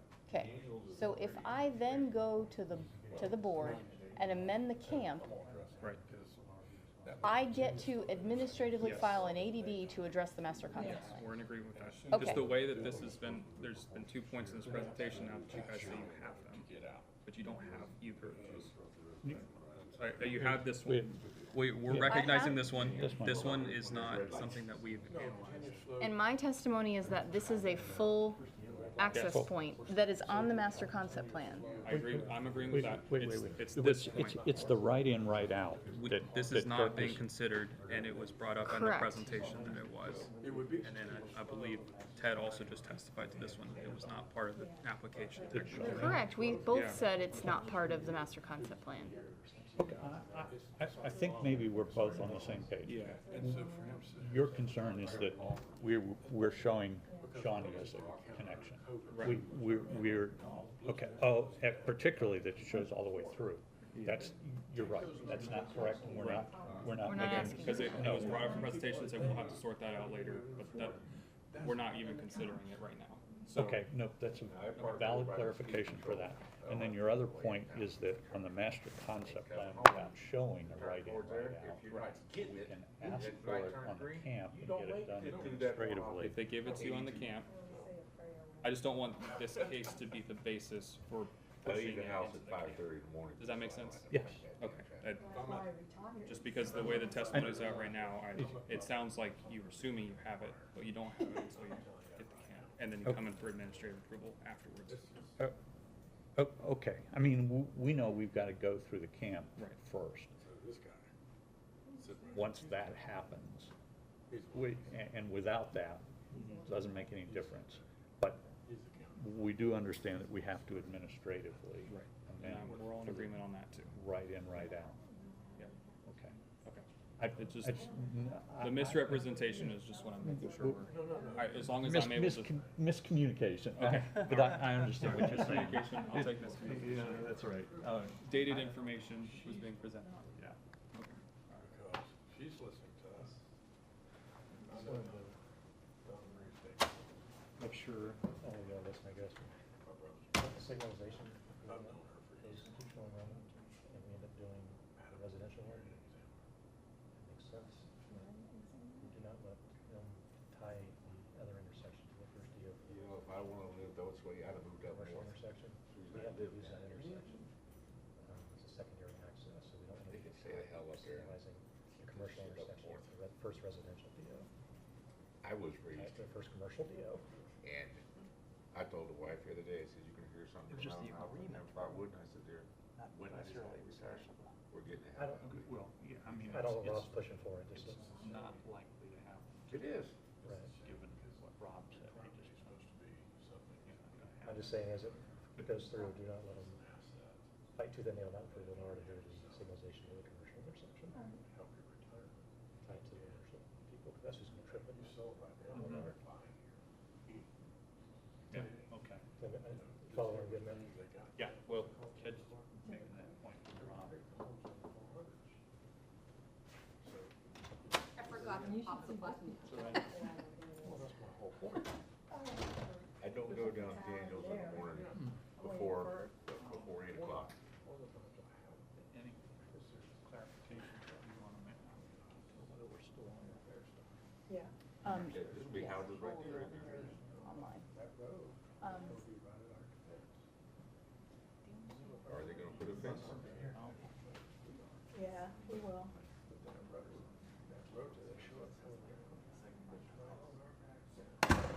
We'll look at it. Yeah, because they're getting, it's the cow pass. Yeah, I got it. Surely they're gonna put a fence in there. That doesn't matter. They're gonna drill wells that are gonna teach farmers. They're gonna drill wells. They're gonna drill wells, so we live on wells. We live on that, so they're gonna tap into ours.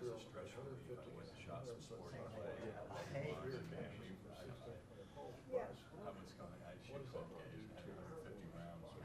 That happened back in the last boom, back in '05, we had to have a new well in because they done subscribed. Shoulder's fine.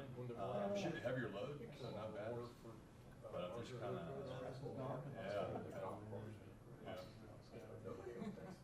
It was, They don't care, it's just money. it's an expensive trip because I saw a shotgun. Don't give a shit. I don't know, I saw a shotgun that I wanted, which is another. Old Julie damn near cried when they sold that 5 acres next to us. I Sold love out doing to, ski trap.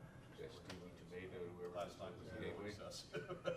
She almost cried. Take it out somehow. Exactly. Knock on wood.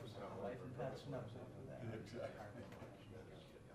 Normally, it's Yeah, I need to know code enforcement that You're not gonna stop this, but you may be getting enough to alter it to where there's a decent buffer between us that. Yeah, this, Gary Banks is really touching those too. Because it's not working again. And no flows and levels and stream flow. That's That's the most controversial project. To 2030.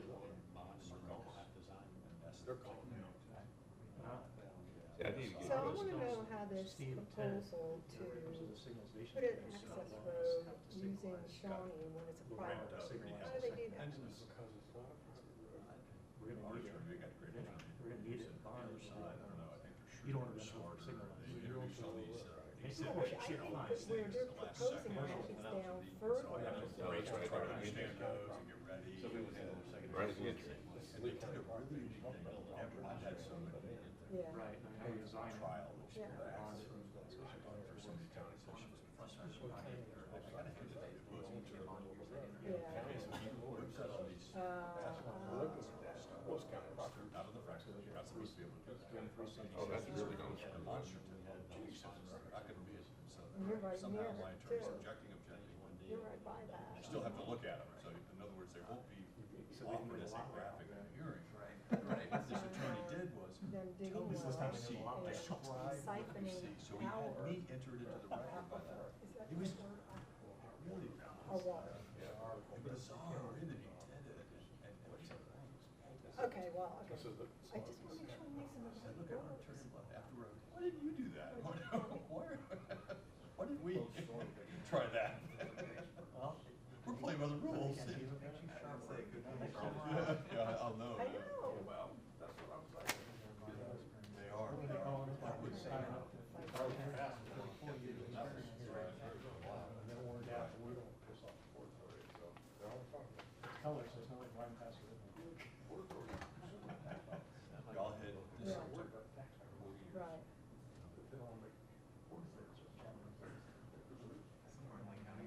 Yeah. Oh, yeah, I don't, yeah, we were competing. One more year. Yeah, just, yeah. I need to get code enforcement, that guy next to us. He bought that property right after us. Yeah, we Later, gotta, he's got some I shit. think I know. The roof and tile stuff. Yeah, my links for Skyline. Yeah, it's just- And I would take somebody They're all to doing get that. Lee County Code Enforcement to come out. Right. Now, they don't do When Vinny was still down there. We see some kind of He would, authorization. he'd get shit done, but then Those they little things get what's watched your by face? administrative stuff, and we don't wanna be held up. We all have this observation. We wanna make sure. They changed the guy. Now they got a lot of man. I like that project. I can't get one in the back. He's scared to death. Because everything runs from a policy. This one was a couple times. This one was southbound. Same thing. Exactly, beautiful. Here Yeah. comes Roger. He told me that Which I'm no Roger DJ. They used to He's say a we got through it. Yeah. Hanging a mess. He He was. Was he? He was a paramedic for Lee County EMS. All these sampling and He used to immediately, fight fire there was with no water, it took like 6 hours. But he was a paramedic for Lee County EMS. Tremendous, I was like, wow, I found something, like sample that. I It see. was right on the edge of the river. We like ran out of water to the very edge. Ball head. So we just, we were like, hey, call Lee County, I'm like, we're supposed to do it during the rainy season, you can't hold anything It was up. looking good, you know, We're still supposed to looking do it good. during the rainy season, come on, we're just trying to do a lane clear, what you guys are vegetative clearing, it's like. Everybody is. We get texts, emails, letters. That's when they call, they go, don't wanna sell. I go, well, you take offers, I say, yep, if you're up around 900 area. I found they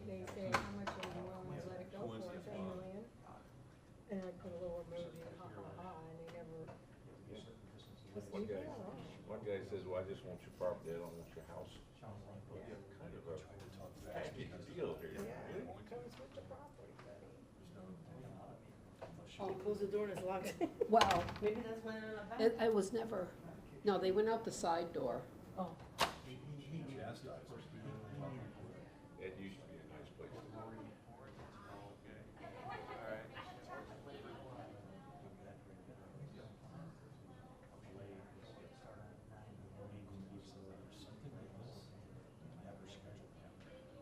My wife, Julie, she called it quits this year. What, the traffic? She retired.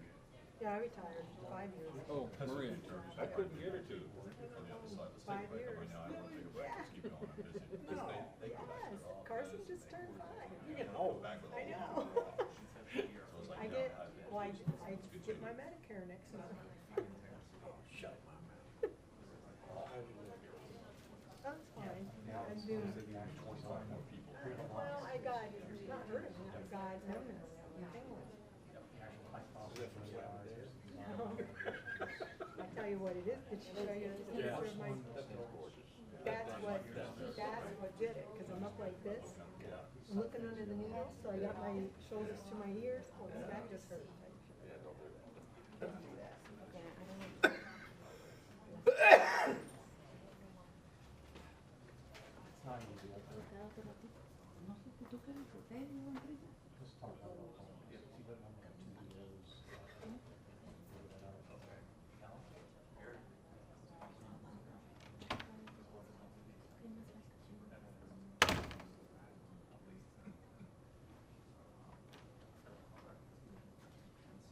Are we not coming back? Yeah, she wants to start with, I don't know where Tina and the rest of them are. Just push through all. Okay, yeah.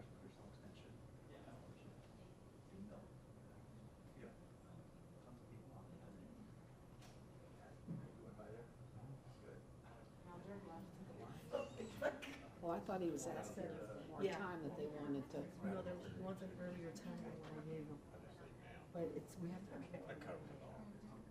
Jamie says she needs about 5 to 6 weeks, so. No, you can't.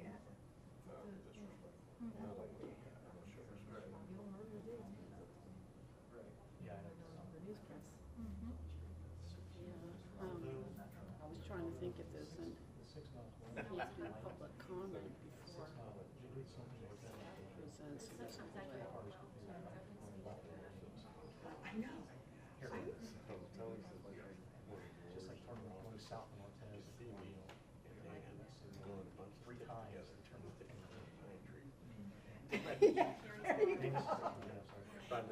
We see them all the time. I guess you do. We see them over our house, flying over our house. Yeah, and so then it will be a, They change it on time of then day. it will be a, yeah, they can't touch me. Second, June 2nd. June 2nd?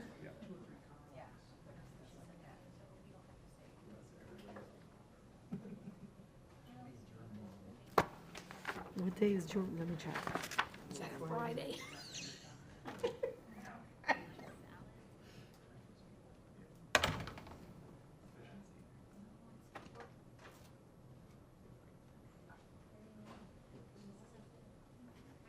What, is that a Monday or a Tuesday?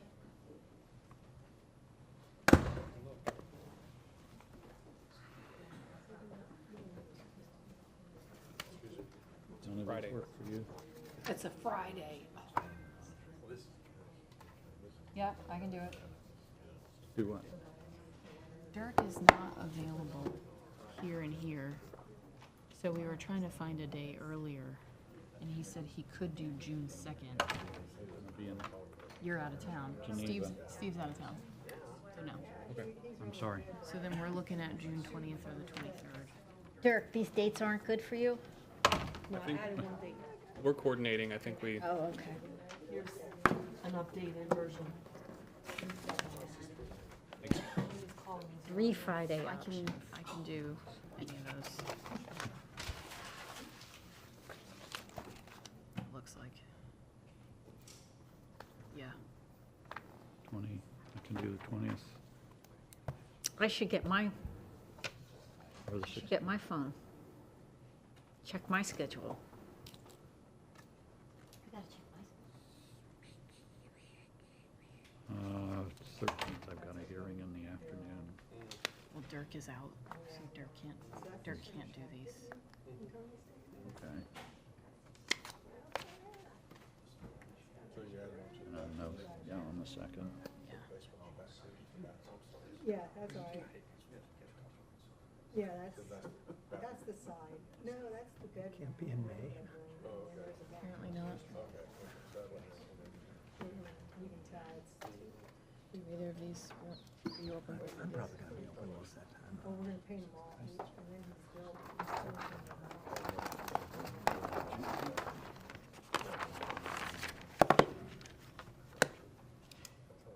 Okay, so do we have a preference on dates here? We are missing either Lee County staff or a key member of our team up until Tuesday, June 20th. So we can do the 20th, Tuesday, June 20th, or Friday, June 23rd. Anybody? All right, well, why don't we say June 20th then? You can't do what? You need me, I can do that. Yep. Okay, So the 20th Then- doesn't work. then we got nothing. We need more dates? He said you're not here the 23rd? I'm not here the whole week of the 19th. Okay. Oh, And none of the earlier dates worked? Not for, we were either missing Steve or we're missing Dirk. Right, I mean, because it's summer, it's tough, right? All right, so I'm gonna ask for more dates. Yeah, sorry. All right, well, we'll get going and, I'll get more dates for you. okay, thank You you. can start. thank you. Okay, we're back on the record.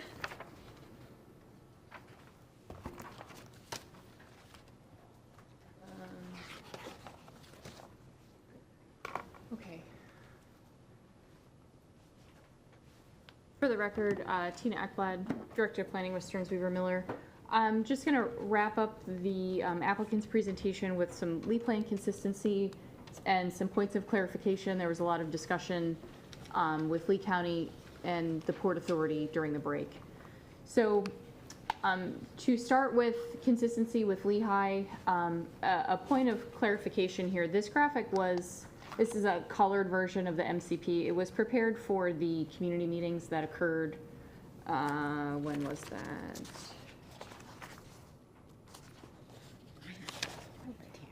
That occurred in April of 2022. Obviously, some time has passed.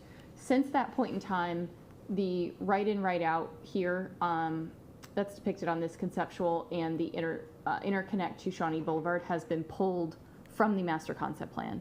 So we apologize this graphic was not updated, but we acknowledge that those access points are not part of what you would be recommending approval on.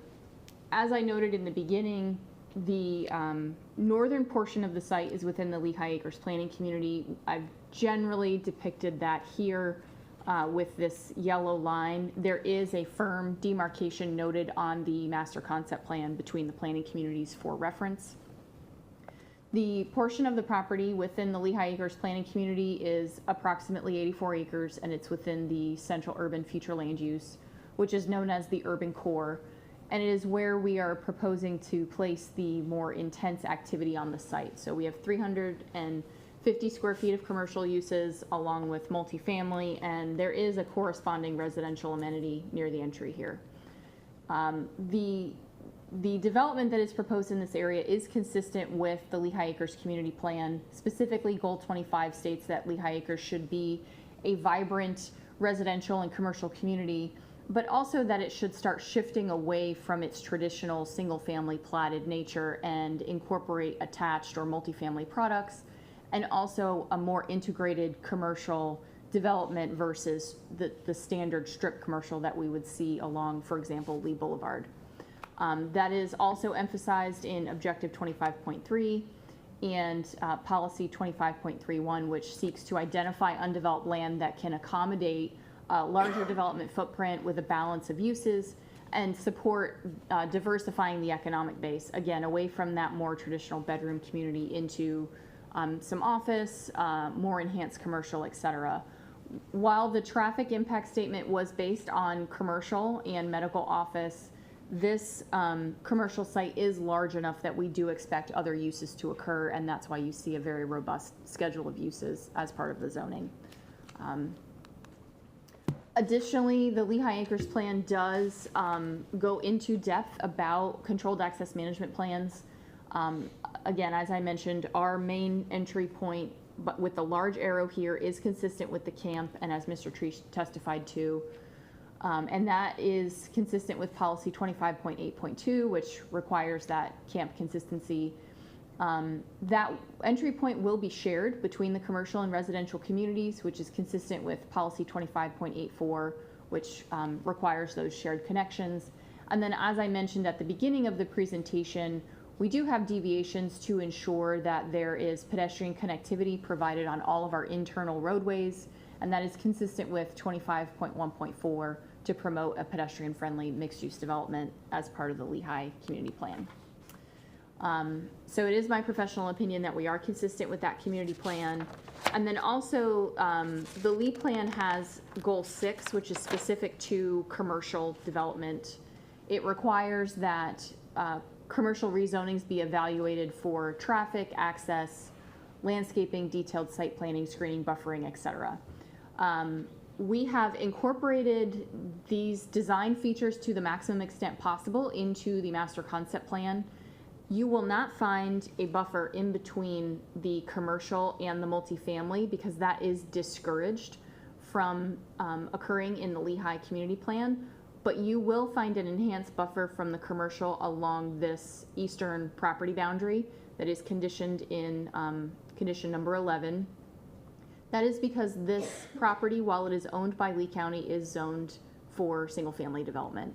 So we wanted to make sure that we had that appropriate screening and buffering to demonstrate consistency with policy 6.1.1. With regard to the access and the urban services, we've talked about that in the last slide, being consistent with the camp, and earlier in the presentation, the capacity of all of the urban services being available in the area.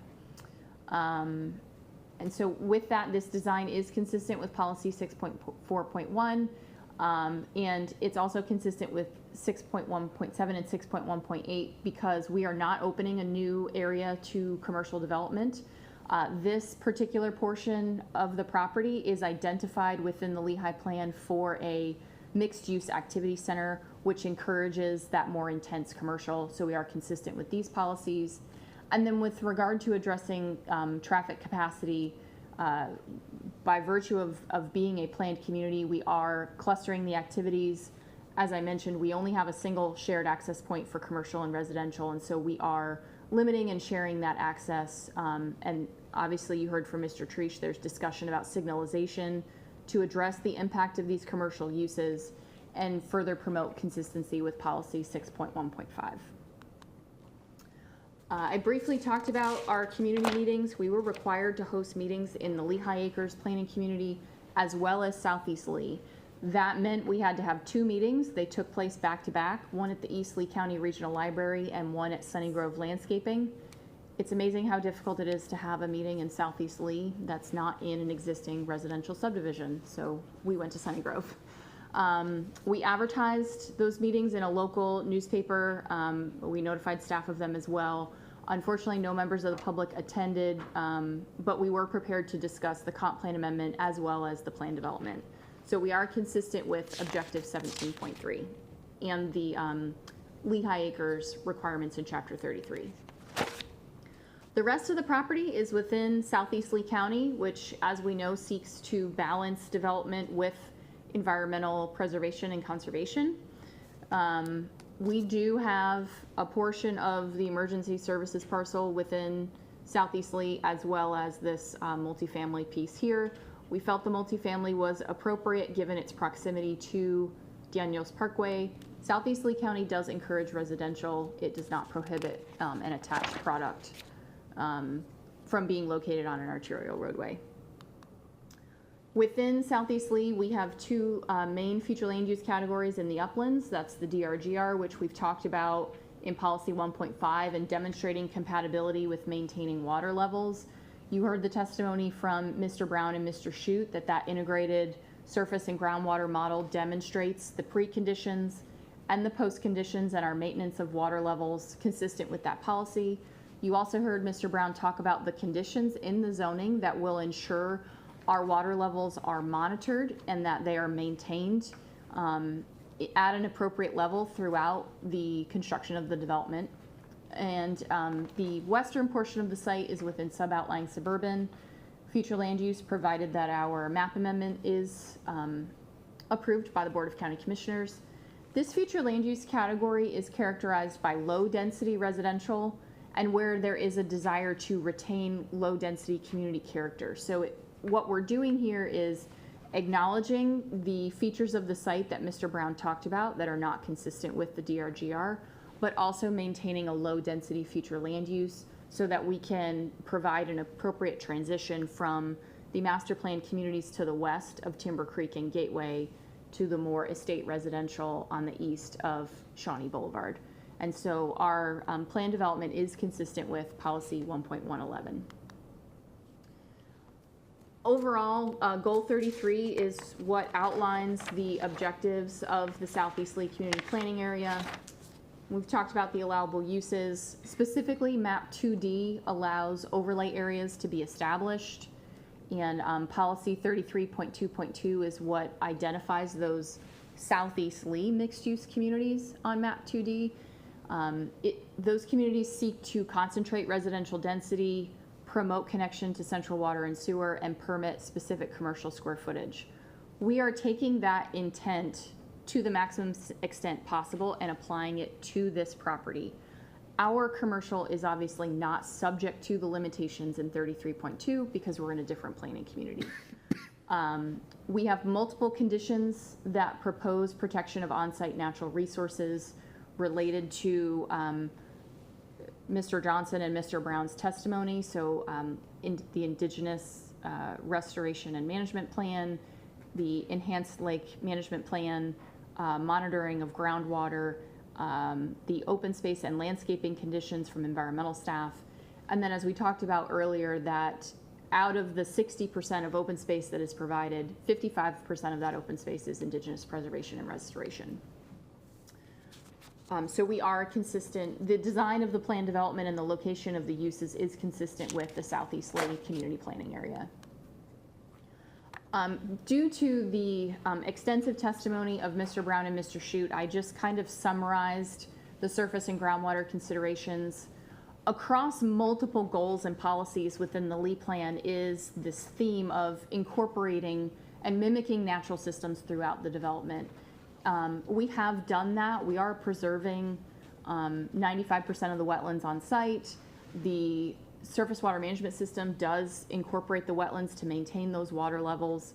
And again, our integrated model demonstrated that pre and post development conditions will not negatively impact surrounding properties. And we are continuing to monitor that water quality and water levels in the future, consistent with the Objective 60 and its supporting policies, Policy 61.2.4 and Policy 126.1.4, all of which suggest that those natural systems should be maintained and mimicked. And then Policy 125.1.4 and 126.1.6, which encourage monitoring of water quality and the maintenance of existing water quality that is not below state standards. Any amendment to the DRGR future land use is required to make a finding by the Board of County Commissioners that there is no significant impact on present and water resources. The board did make that finding during the transmittal hearing as a result of the mainly the conditions and the proposal of the plan development. So primarily the fact that we are eliminating individual potable water wells and septic on the site as would be required under the DRGR without that extension of Lee County utilities. So that will improve groundwater resources right off the bat. We are promoting central and water and sewer. As David Brown mentioned, central reuse is not available in this area, so we have a hybrid approach that primarily relies on the stormwater management lakes and only uses the aquifer for relief where necessary. So again, we're going to improve those groundwater resources. And then also through the monitoring programs that are proposed and the additional wells that will be put in for monitoring. So the culmination of the integrated model that was prepared and then the conditions that will be implemented through this zoning, the BOCC was able to make a finding that there is no significant impacts on present and future water resources. As a result, the plan development is consistent with policy 2.3.1 and 2.3.2. There's been a lot of discussion about the airport and development in vicinity of the airport. So what I've done here is mark up the Port Authority's property boundary in orange at the bottom of the aerial, and then the 10,000-foot hazardous wildlife buffer on top of the conceptual plan here. Before I get into this, I want to note, based on the discussion after break, we know this hearing is not going to close today. We had a very good discussion with the Port Authority during the break. We would like to continue working with the Port Authority on the 10,000-foot wildlife monitoring condition and bring that back to you at the next day of hearing. So I'm not going to harp on that too much because we had some very positive discussions. We're hoping to bring it to a resolution. So you'll give a more detailed presentation at the next hearing? Yes. I'm just going to touch on the fact that generally Objective 47.2 relates to land use compatibility. Residential is allowed within the hazardous wildlife buffer and proximate to the airport. We talked about the noise zones and what's allowed and what's not allowed. We do have the deviations related to the stormwater management lakes to increase the slope, eliminate the littorals, to also eliminate the wildlife hazards that could be created by those water management lakes. And so the design of the plan development is consistent with Objective 47.2. There are a number of conditions that will ensure that we're consistent with that in perpetuity regarding, as we mentioned earlier, the purchaser notifications and other things. This also relates to the theme of Goal 5 and Policy 5.1.2, where we're not supposed to put residential where physical hazards exist. We have appropriately adjusted the design of this development to only have the residential where it's allowed outside of the noise zone. The amenity has appropriately been limited, the conditions required during construction, that lighting plans go back to the Port Authority. And so we have that appropriate balance to have consistency with 5.1.2 as well, and excuse me, 5.1.4 regarding the prohibition of residential as a result of meeting the objective for compatibility related to airports. In tandem with that, I mentioned all of the conditions that we are in agreement with. We will continue working on Condition 9 to demonstrate consistency with Division 12 and airport compatibility in the Land Development Code. Most of that relates to land uses. Again, construction is a temporary use. Division 12 mostly relates to that permanent land use, and so we are consistent with that through the design of the master concept plan. Other items related to residential and Goal 5, generally speaking, residential should be located near existing residential, but also where commercial and employment exists. Appropriate open space and buffering and recreation should be provided for residential developments, and amenities and open spaces should be functionally related to the units and accessible via pedestrian and bicycle pathways. We are consistent with the remaining policies under Goal 5 based on the design of the master concept plan, the cross sections that implement pedestrian connectivity, the extensive preservation that is being provided through open space on this project, the enhanced residential amenities that occur throughout the site, and the proximity of the residential to that robust commercial area that I talked about earlier in the northern portion of the site. So, Madam Hearing Examiner, I believe based on my testimony, you can make a finding that the plan development complies with the Lee plan. We are meeting the code and other county regulations. Our deviations are recommended for approval. They will enhance the plan development given the unique characteristics of the site. We are compatible with the existing and planned uses in the surrounding area, as I've explained and testified throughout the presentation. Mr. Treesh explained how the expected impact to Daniels Parkway would be addressed, and that we were going to continue our conversations with Lee County Department of Transportation to further address that. Mr. Johnson's testimony explains how we are not adversely affecting environmentally critical or sensitive areas. And then also, I talked about how all of the urban services are available to provide, are available and have capacity to service the proposed development. The mix of uses is appropriate at the location, given the objectives of the Lehigh Plan and Southeast Lee County.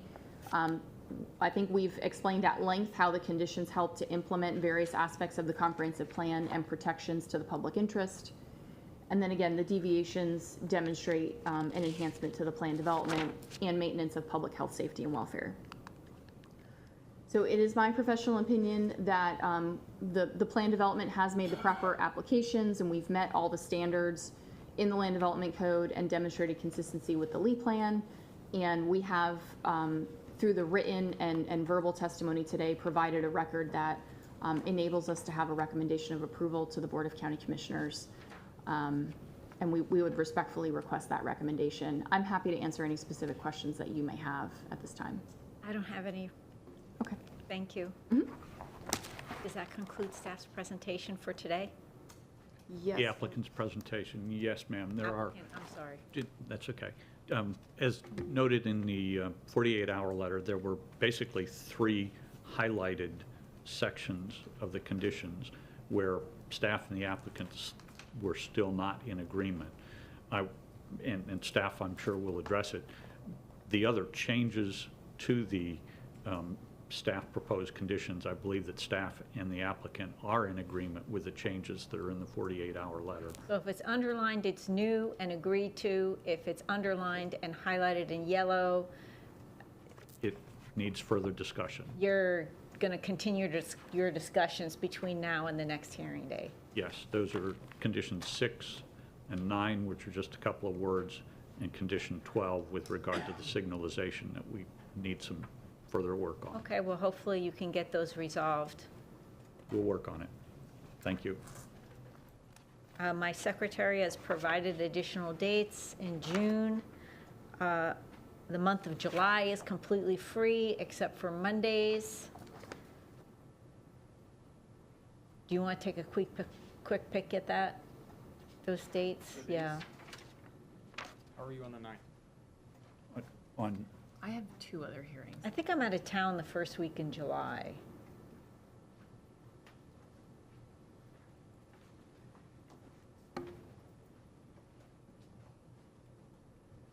I try to take my vacation when the board's on break. I have 2 other hearings that week, so if you really need me to do it, I will, but I will be a mess.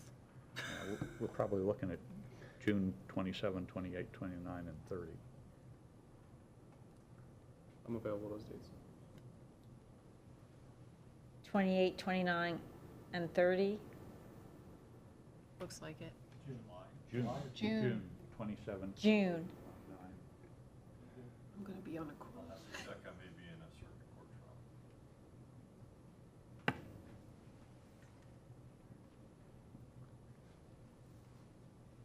Okay, well, why don't we get going with staff, and we'll take a break at the end and revisit this. Thank you. Okay. Dirk? My name's Dirk Danley. I'm a principal planner in the zoning division of Lee County Community Development. I have previously been accepted as an expert witness in the Lee County Land Development Code and Lee Plan, and would like to do so again today. Yes. Just to begin with, to set the stage and to concur with the applicant, everything that's not highlighted in the 48-hour letter we've been coordinating with since the publishing of the staff report to try to find agreement on those other conditions. Those are the 3 outstanding items. Very good.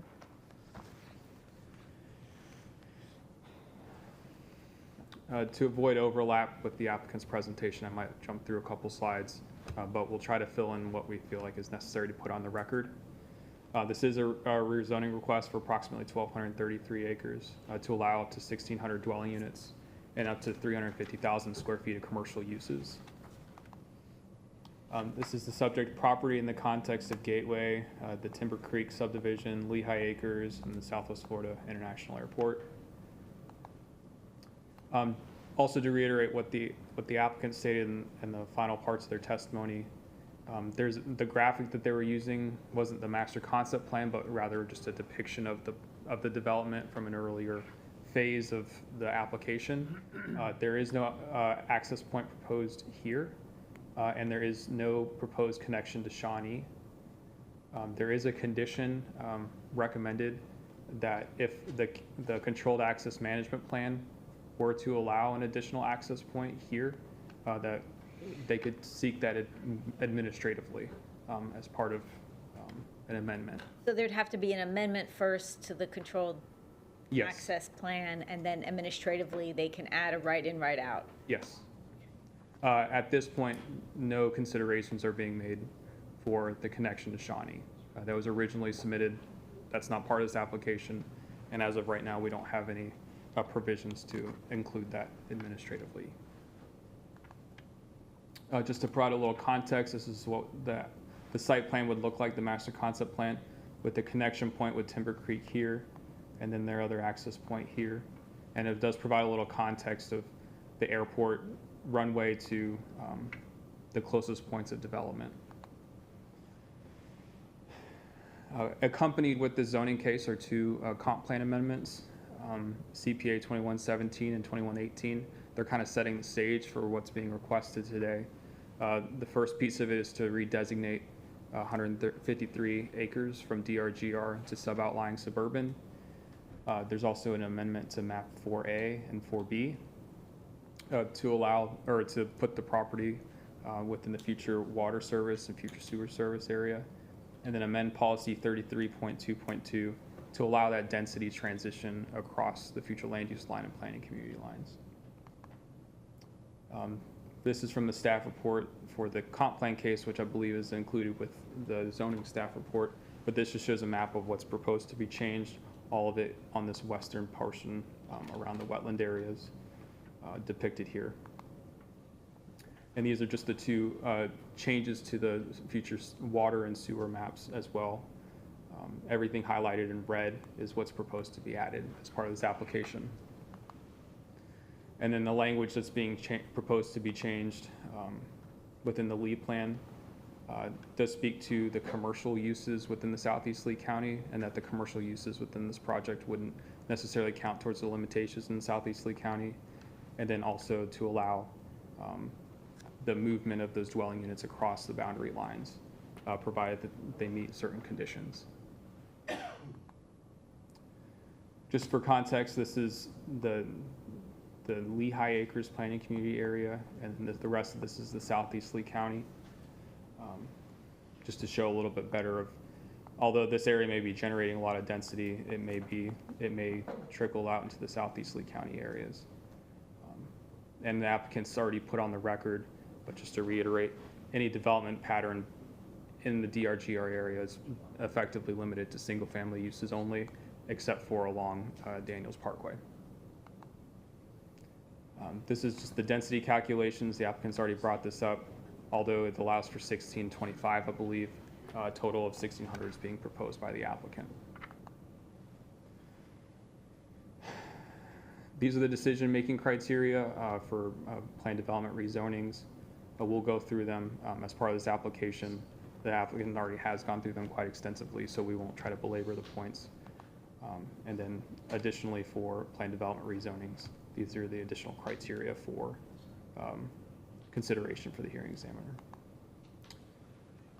We did speak about the small portion of the property that's in the Lehigh Acres planning community. The applicant's gone through to explain how it's intended to be more of a mixed-use area, intended to support Lehigh Acres with different types of development patterns that are less traditional for Lehigh, away from the typical single-family quarter-acre lot subdivisions. And staff finds that the proposed use, particularly in the area that is on the northern tip of this property, is consistent with this goal. And then goal 33, Southeast Lee County, the applicant's gone at length going through these provisions within the goal. But this property, although the Southeast Lee County is intended to protect large-scale ecosystems, and then also restoration of critical lands within Southeast Lee County, There's actually designations for what that critical land area is in the Lee Plan Land Development Code. This area is not in those priority restoration areas, but it is located in the Southeast Lee County Community Plan and is designated DRGR. So we do have to consider most of those provisions. The conditions of the CPA 2117 and 2118 do require additional 60% open space. That 55% open space needs to be indigenous preserve, and so that, as you had sorted through before, is really like 95% of the required 60% open space needs to be preserved or restored. That also includes the removal of exotic vegetation, interconnection of wetlands, as the applicants shown on their presentation, and then the improvement of groundwater recharge.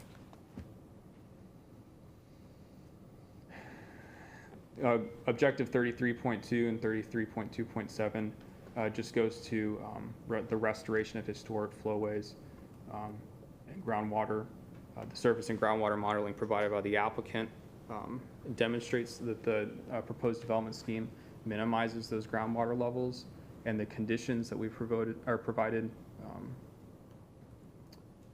aim to protect that more extensively. Specifically, what we've discussed is the irrigation measures, and as we are in agreement with those conditions today, we feel like that will meet the intent of Objective 33.2.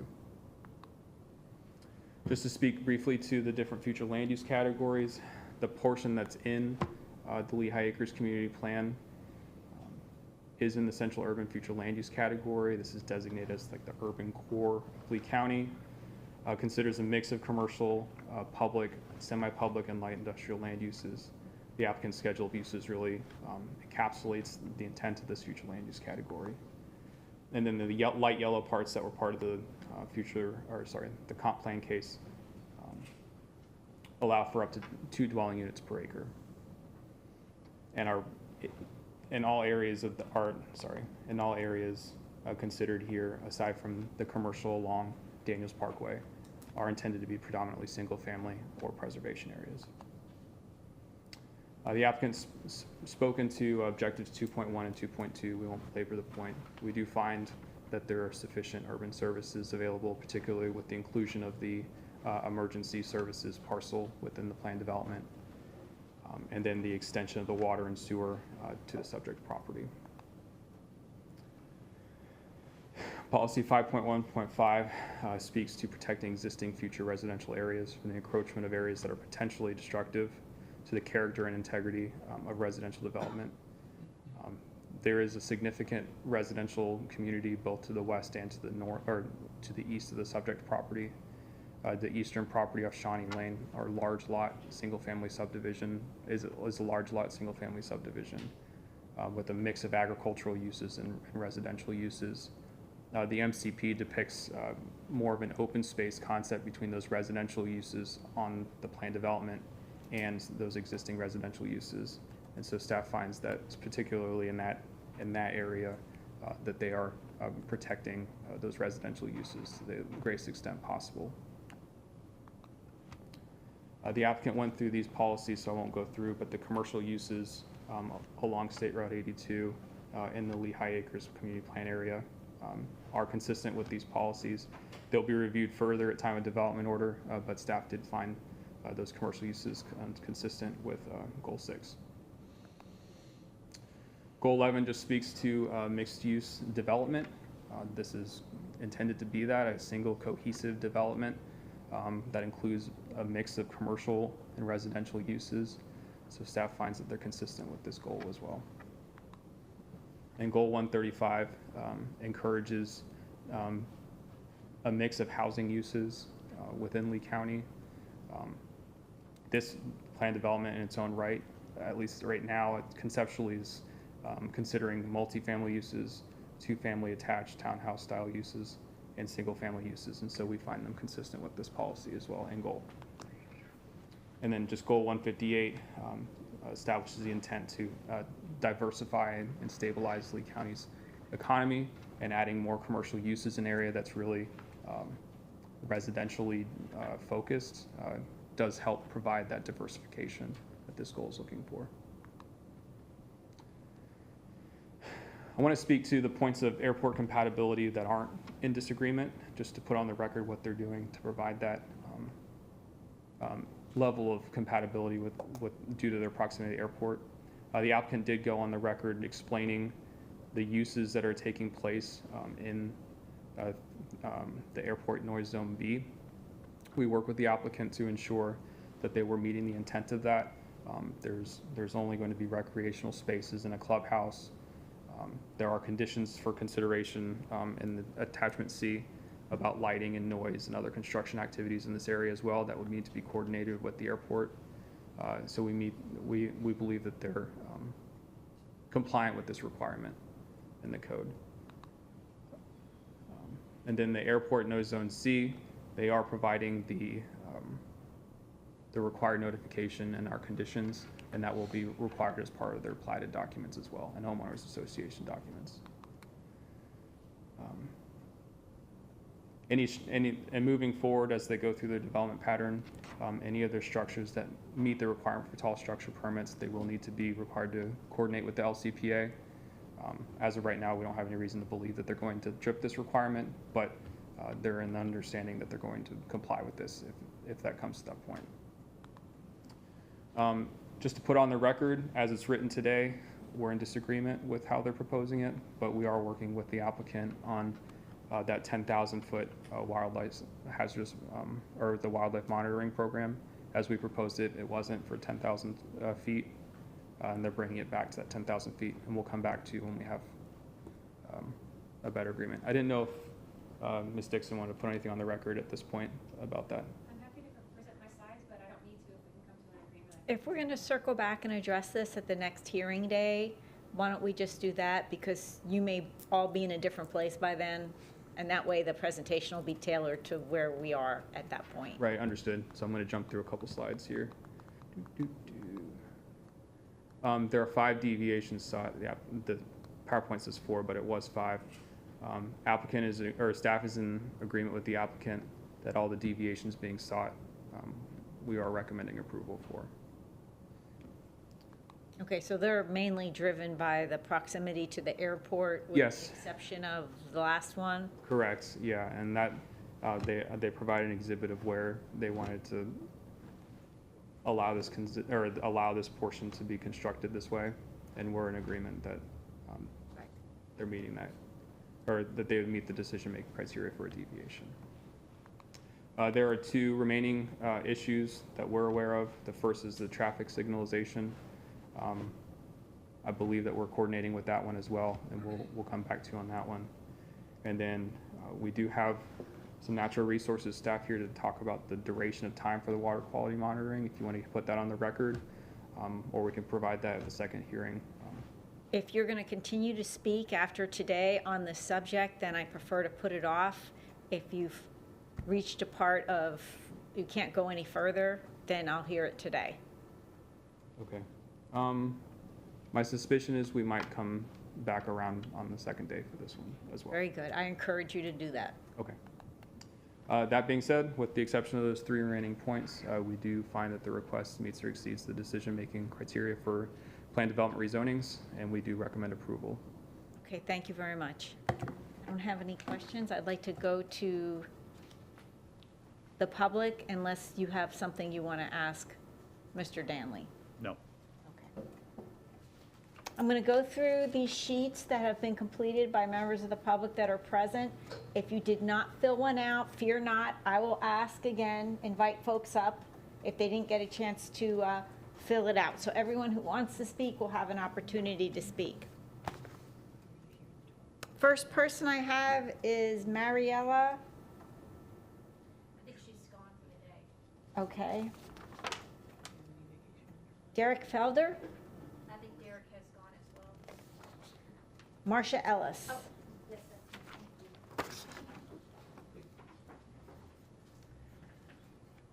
Dirk is out. So we're looking at July. None of these were. David Brown's out. He's in a trial. Just going to get my paperwork together. just to let everyone know, I'm going to continue with accepting input from the public until 4:45, at which point I will break the hearing and we will resume if we haven't completed public input at the next hearing. Okay. If we finish it today, then the next hearing will resume with the parties and there'll be no further public input at that point. Should I invite someone else up so you can have a chance? No, it looks like I pretty much have everything. I may be short on, and I apologize, one of my copies, but I wanted to pass that to the transcriptionist. And I have some letters I'm sharing and copies of the PowerPoint I'm going to share with the applicant. Thank you. You're welcome. Is this for me as part of the record? What No, is- that's for the transcriptionist. And this is for you, Madam Examiner. Hang on a second. So let me see, I think I have 1, 2. And I'm short, I apologize. I will bring it next time for another copy on one of my PowerPoints. Okay, so this will be Ellis Composite Exhibit 1.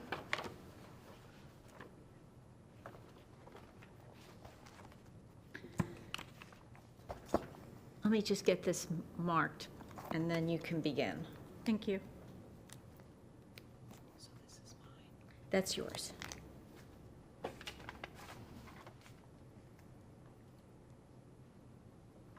And just so I know, I'm going to use the clicker, and it's going to be the arrow to the right.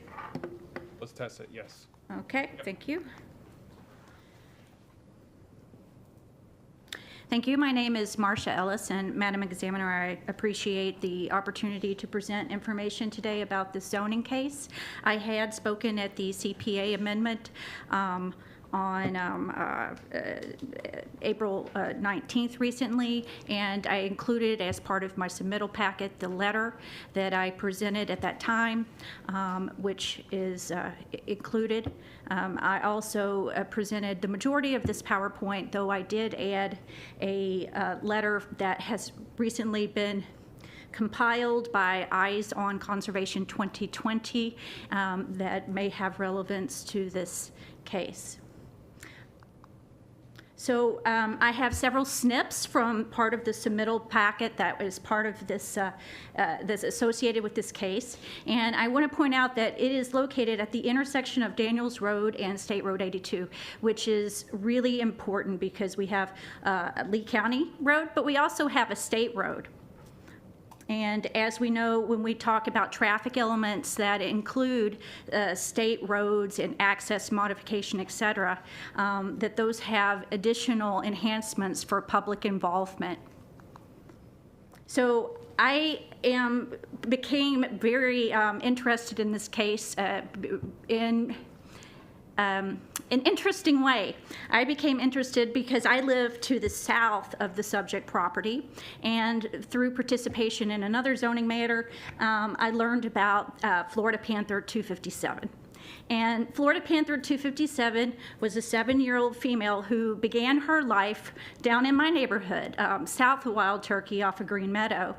And over the course of her 7 years, she meandered around conservation lands of Wild Turkey. She meandered around the mining lakes of CMEX, up to the subject property, and eventually she was hit and killed by a car on Chamberlain Parkway. Through my learning about this panther and having a personal association with this area and a connection, I placed a public records request. I'm going to call out right now, we have objective 123.4, endangered and threatened species in general, to protect the habitats. And I'm just going to focus in on what that word habitat means. Habitat is very different than a corridor of endangered and threatened species and species of special concern, of which we have learned about today from Mr. Johnson's presentation, in order to maintain or enhance existing population numbers and distributions of these listed species. So I wanted to look more into the data associated with Florida Panther 257 because she is one of the rare panthers who was collared. And we have such a unique opportunity to learn about her movements as it informs development in this area, including the Alico connector that was referred to earlier, Alico Road expansion, development of public infrastructure proposed, and also the protection of our Conservation 2020 lands and resources.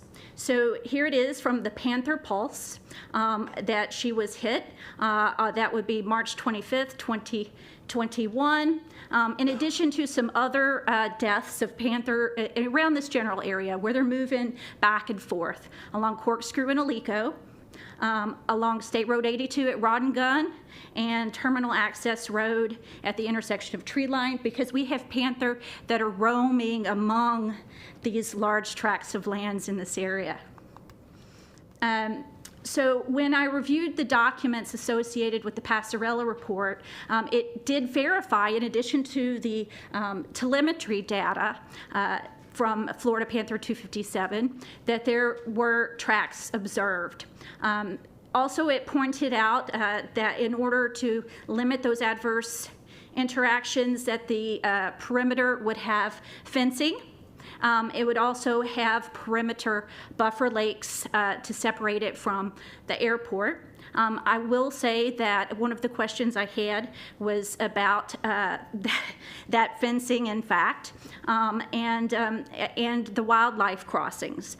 Initially, it looked like they were going to fence off the whole subject property, so I was relieved to see that wasn't the case. I am sadly disappointed that the current plan as it stands only makes a provision for small mammal movement among the remaining wetlands of the subject property as presented. It notes that they're planning on going in and preserving and enhancing the habitat that remains, and to produce a higher quality of habitat for the Florida panther, which I find somewhat amusing, since the habitat will no longer be connected for the panther to move across, nor will it remain a large intact piece of habitat for the panther. And again, this is reviewing and looking at that plan. It seems like some of the new documentation does a better job of delineating and showing the difference in that color, which I appreciate. And I was happy, though disappointed, happy to learn, but disappointed that some details about those crossings were known. Especially, I'm concerned about where the hydrological connection is. It seems like that would be a great place to have a connection for the panther to be able to have some movement between those two sections.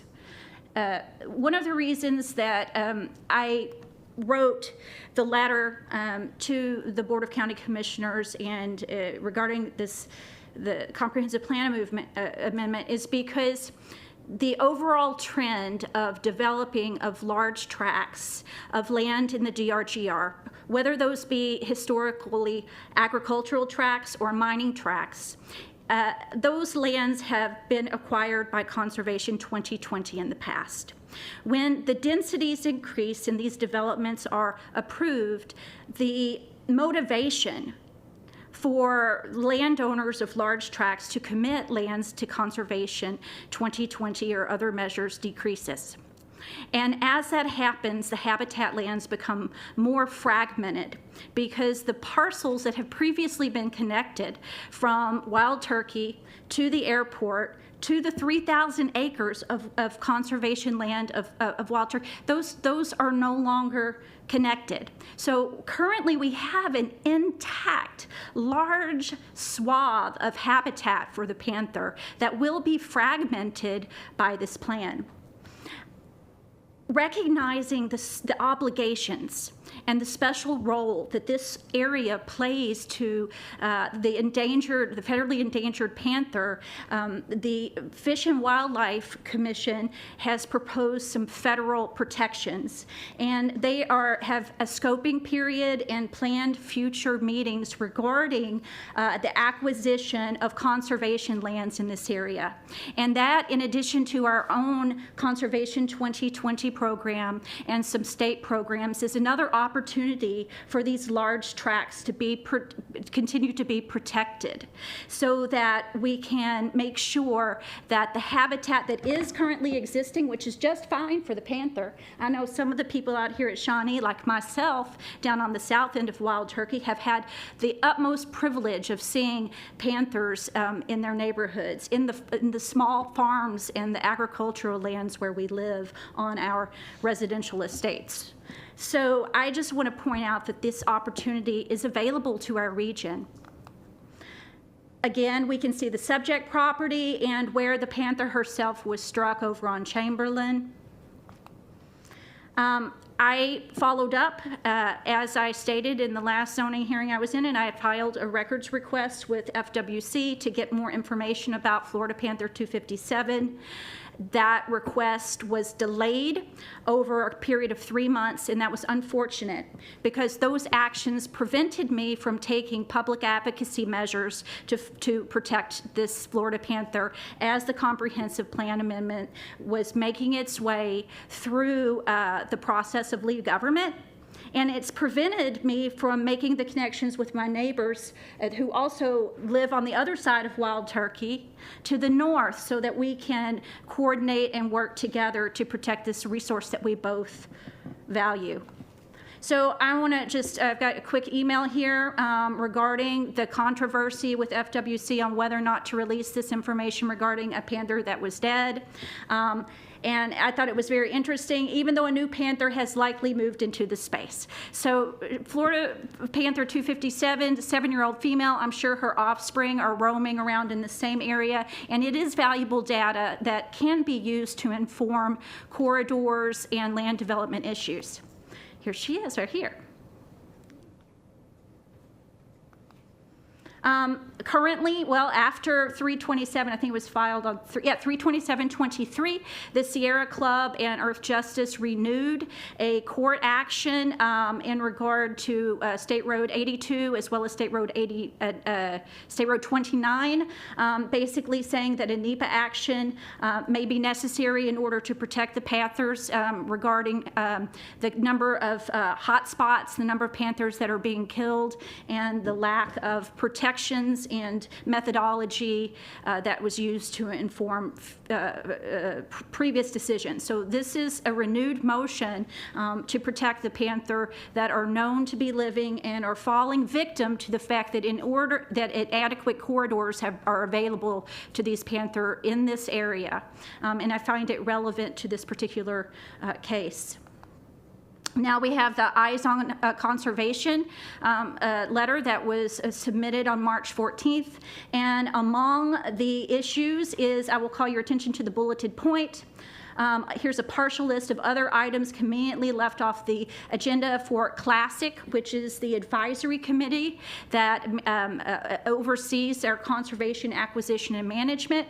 And that bulletin point says the use and removal of wildlife cameras to establish wildlife corridors on 2020 land. So I find the stonewalling that I experienced at FWC and the potential removal of cams informing land management practices to be troubling. And I find that these measures stifle in a way the data-informed, science-driven decision-making that is necessary to manage a federally endangered species in my neighborhood. So I'm going to go on now. I'm going to pull up the second PowerPoint.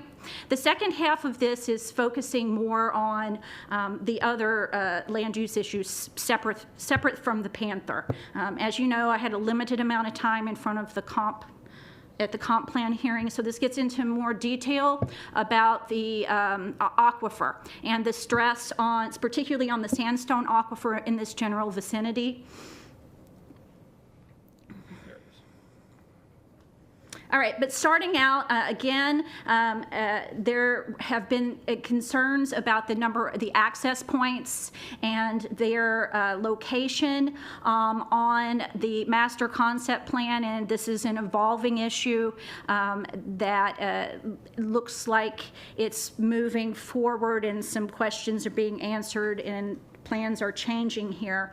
I know that as a resident living on a private road, if I were to have a commercial, 350,000 square feet of commercial development hook up to my private road, I would be very concerned about that. Again, we have access to 2 arterial roads here, and as noted that the State Road 82 and Daniels Parkway will not fall below the recommended minimum level of service of thresholds. That's because the Daniels Road is already there. You know, as someone who commuted going, fortunately, in the opposite direction out to Lehigh for 10 years, I've seen that traffic for a decade, and it's not moving. When we take a look right here, the existing conditions are an F.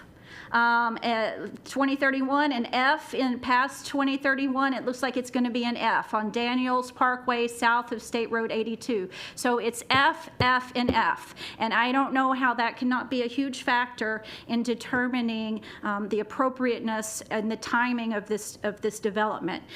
When we look at these road conditions, and we also look at the inadequacy of the planning for and the provision for the Panther, it really raises some concerns for me.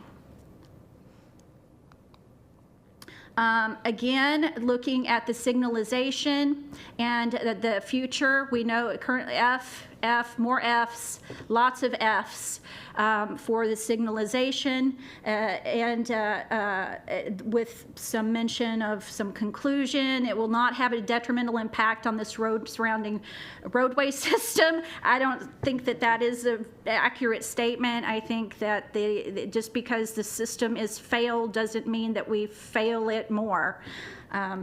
When we take a look here, it does not currently have the county's approval as determined. Oh, this is the TIS review in referring to the Shawnee connection, which is continued to become clarified. And for the residents who are here today and for myself, that's been a big issue. Again, I have some questions about how the density is going to play out long term, and the acquisition of parcels that are contiguous, not requiring scrutiny to be added to this development, concerns me, especially in relation to the conservation lands, the airport lands, and the existing residential on Shawnee. I don't really know how that's going to play out. I'm not sure about how the total densities with the up to 5 densities for transferable development units affects the future of the DRGR in that area. I say that because when we take a look at this parcel, we have the same owner, Jared Holes, who owns properties that are really close by. And so the prospect of additional acreage being added to this development is concerning to me if the oversight and the having to come back through zoning, et cetera, and then it having less scrutiny, if that becomes easier through these amendments. I don't think that that's necessarily fair to the people who have been living in the DRGR for a long time, including the neighbors right over there to the east that have been following the rules, that these densities and these processes become easier for these developments to become larger and larger and larger, especially in sensitive conservation areas like this. We take a look right here. I just wanted to point out the number of wetlands, and typically that wetlands are limited to 1 dwelling unit per 20 acres. And hey, whenever you just visually take a look at it, that looks like what the majority of the land is. I mean, certainly 50%. And I think that plays out with the acreage, some of the acreage numbers. When we talk about the uses that were identified in the report from the project narrative under the Southwest, the DRGR Conservation Wetland Airport, previous agricultural activities in unimproved lands and the airport. And even in Mr. Johnson's presentation, I felt like he was focusing on the historical disturbance rather than the fact that we do have a gem. We have conservation lands that are next to this development, and that is a really important asset, and I consider it to be relevant, though it's not noted here. I think that sometimes the reason that we tear it apart and we criticize it is to get our own way and make it out like we're going to make something better when it's just awesome right as it is.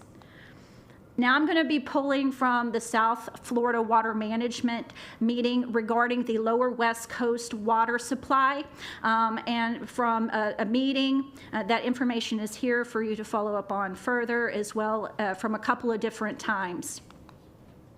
The reason I'm talking about this is because the sandstone aquifer is in peril in this area, and there's concerns about the amount of water that's being drawn from it and the effect that it could have on the DSS users, the direct supply users that have wells throughout this area, and most of them are on the sandstone, including myself south of there. So I'm including some comments from former waterkeeper, retired waterkeeper John Cassani about the use of surface water ponds or stormwater ponds for irrigation, and that interrelation between those ponds and supplementing those lake levels in the dry season, just at the worst possible time. Whenever, yes? Excuse me, Madam Hearing Examiner, just for the record, I'm going to object to any of this from John Cassani, that slides that are her characterization of hearsay that it's not relevant to this project. Cassani apparently was talking about River Hall.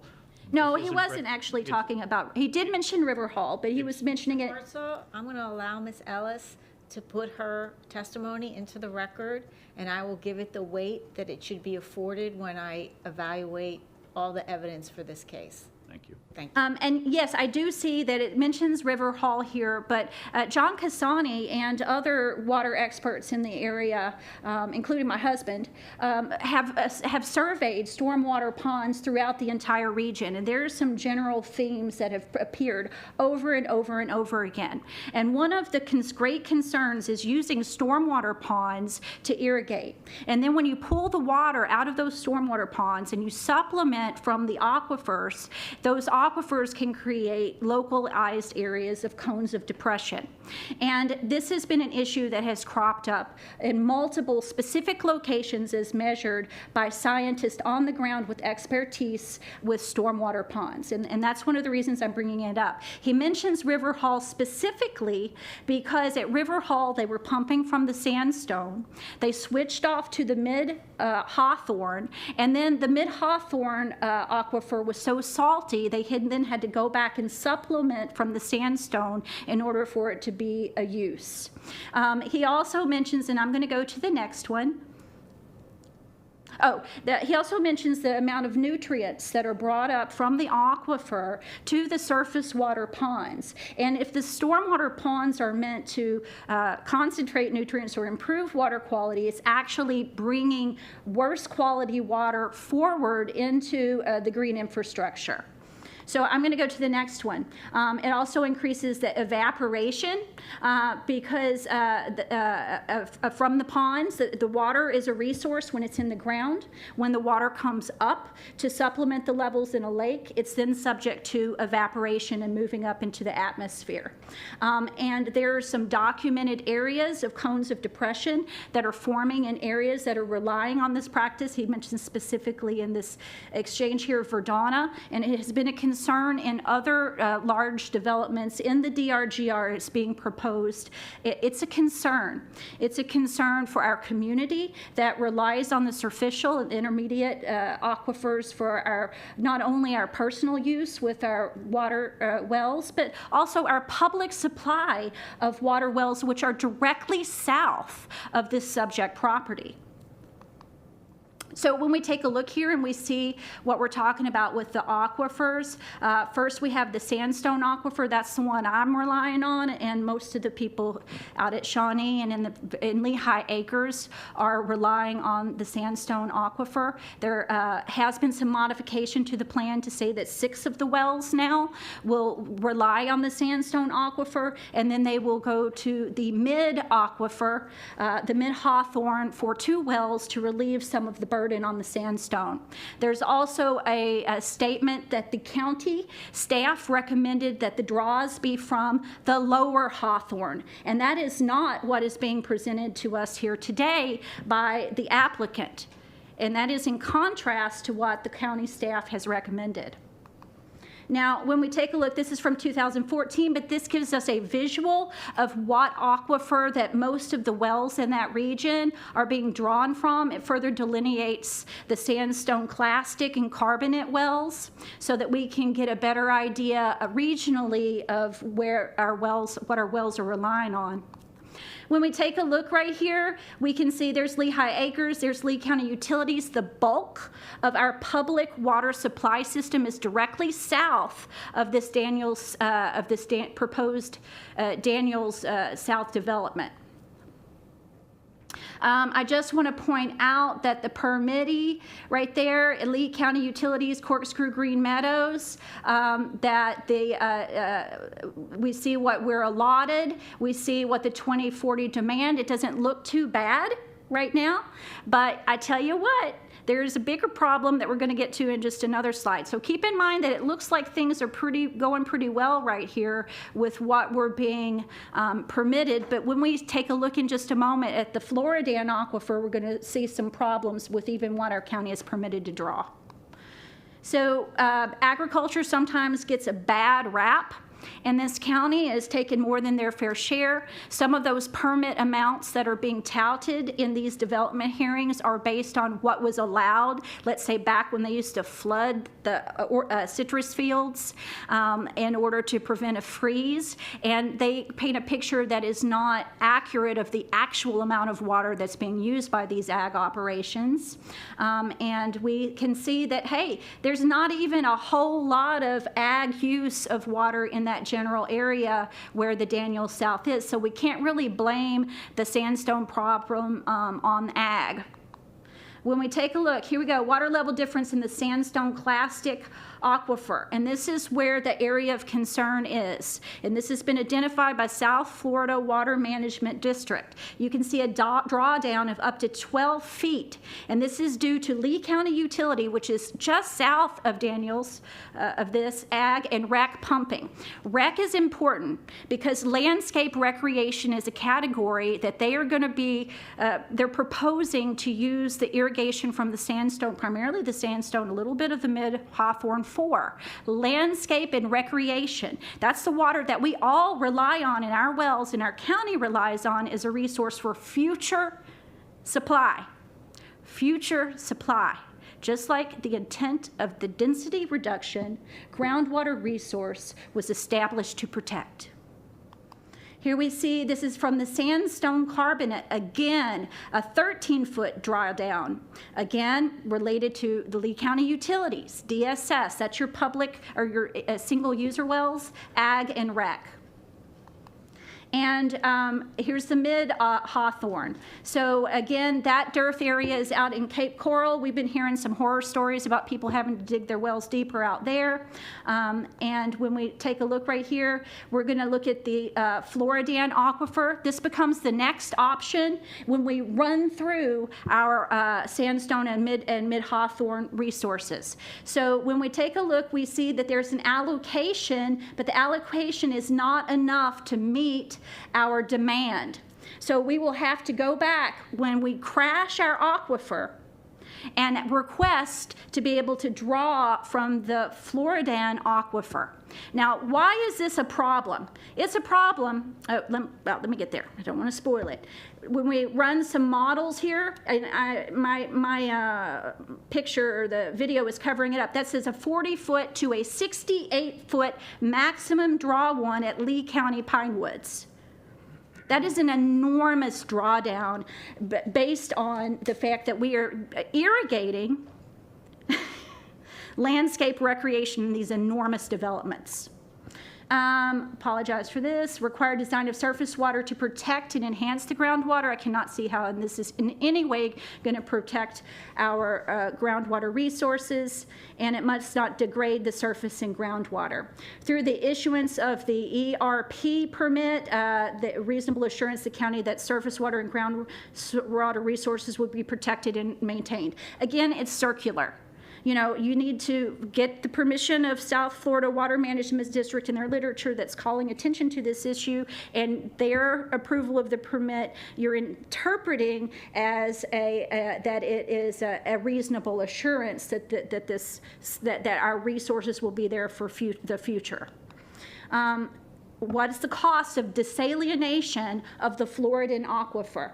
When our county has to switch off to the technology to desalinate water from the Floridan aquifer, our cost of water is going to skyrocket. Alice, can you direct your comments to this specific project? Because a lot of this is really not useful to me. Okay. Within the bounds of what I have to evaluate this request. Yes, I will try to do that. That's not to diminish the merits of what you're talking about. I have to operate within, you know, certain guidelines. Yes. So basically, what about the well users that are losing their quality and the quantity of their water supply? And those would be the well users that are relying on the sandstone aquifer right now that are within proximity for this particular development. And I'm going to come back to that at the second. Again, this has recently regionally become a problem in Cape Coral as identified prior to it actually happening by the South Florida Water Management District. And I just wanted to call attention to that. So now I'm taking a look. This was the 48-hour letter. Must utilize on-site lakes for withdrawals with a maximum of 8 groundwater makeup wells, at which a minimum of 2 must be finished into the mid-Hawthorne. This has been an area of contention that's gone back and forth prior to the comprehensive plan amendment hearing, and this is where it currently stands, even though it doesn't follow what the staff recommendations. It says that basically the position of these wells would be to the north, that they will have significant data to monitor the ground level letters to show that there are no negative or adverse impacts to the existing subdivisions relying on wells. And part of their justification is that the Timber Creek monitoring happened to show the water levels increase during the wet season. And I apologize if I come off a little bit snip on this, but, you know, basically, I don't think it really takes an expert to say that the water levels of the monitoring well for the sandstone, which is recharging through the rainfall like it's supposed to, are going to increase in the wet season. That the concern is truly what's happening in the dry season. Who will enforce that adverse effects do not occur? And what would be the recourse for the people who are using public wells and the public supply of this aquifer?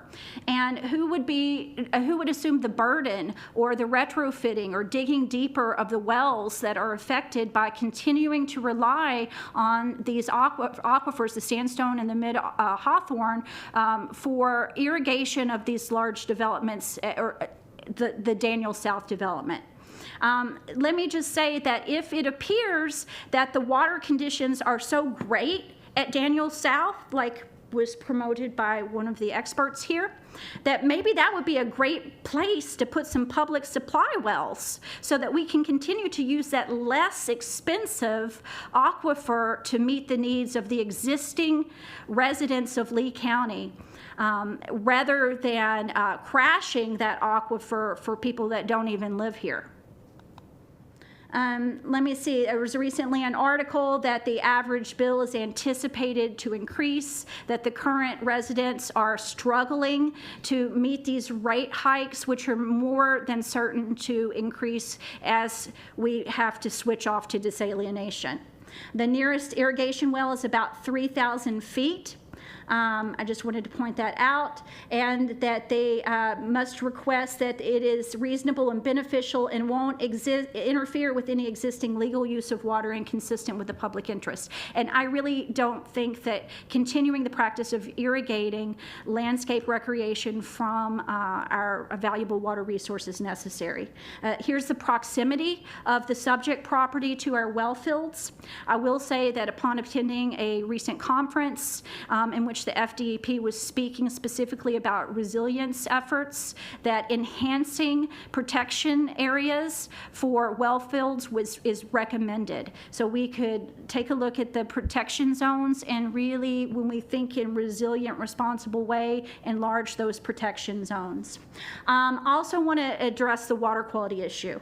We've talked about sunsetting the water testing. When research from many scientists who study water quality here locally have found that these stormwater ponds accumulate legacy nutrients, and that the quality of these ponds deteriorates over time.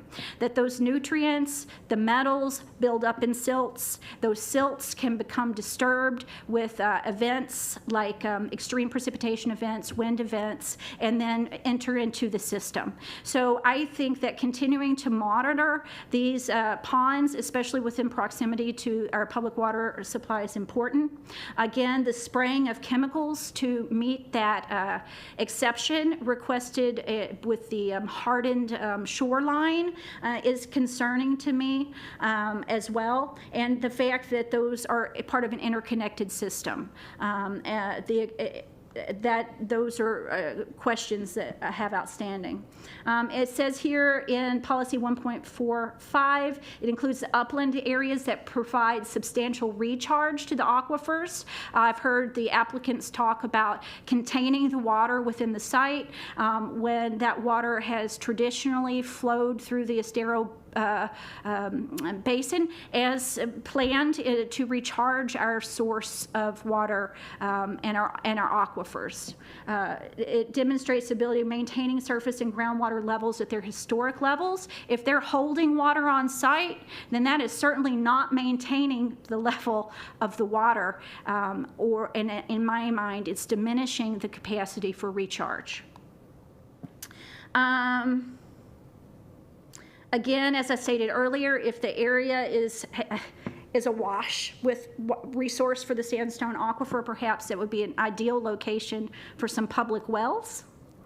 And now I want to move into the issue of using reclaimed water. Reclaimed water lines are not available in proximity, and as stated in policy 61.16, that is the preferred use of irrigation on these landscape and recreation properties is reclaimed water. And I want to just talk a little bit now about the recommendations from the South Florida Water Management District on this issue.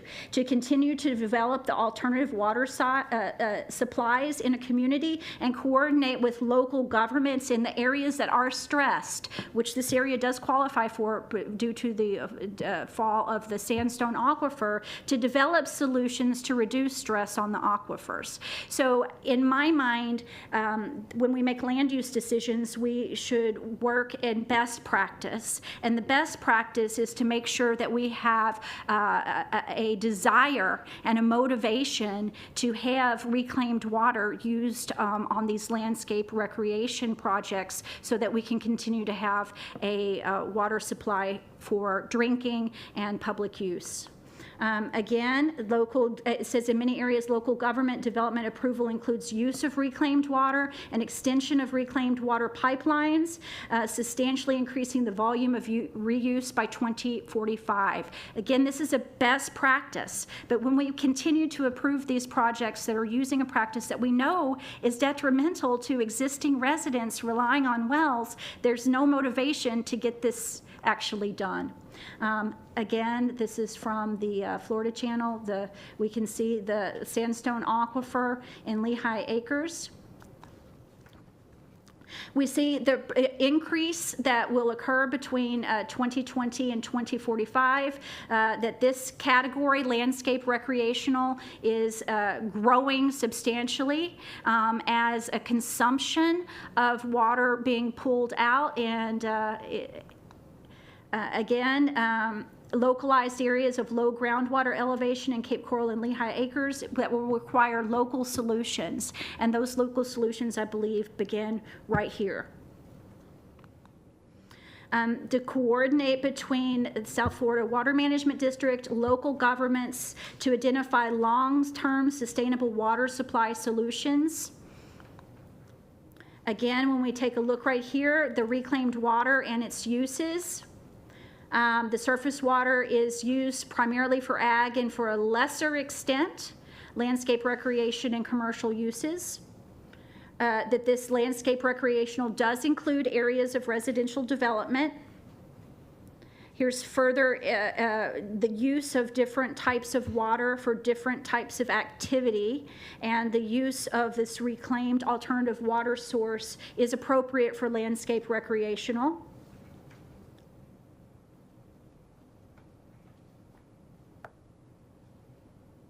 That the alternative water source of reclaimed water is an untapped potential that would do two things. It would help us be able to manage the waste. It would also take stress off of the aquifer. And again, we can, if you could see it, I think you would see a 16% increase in that category, if I'm getting my numbers right.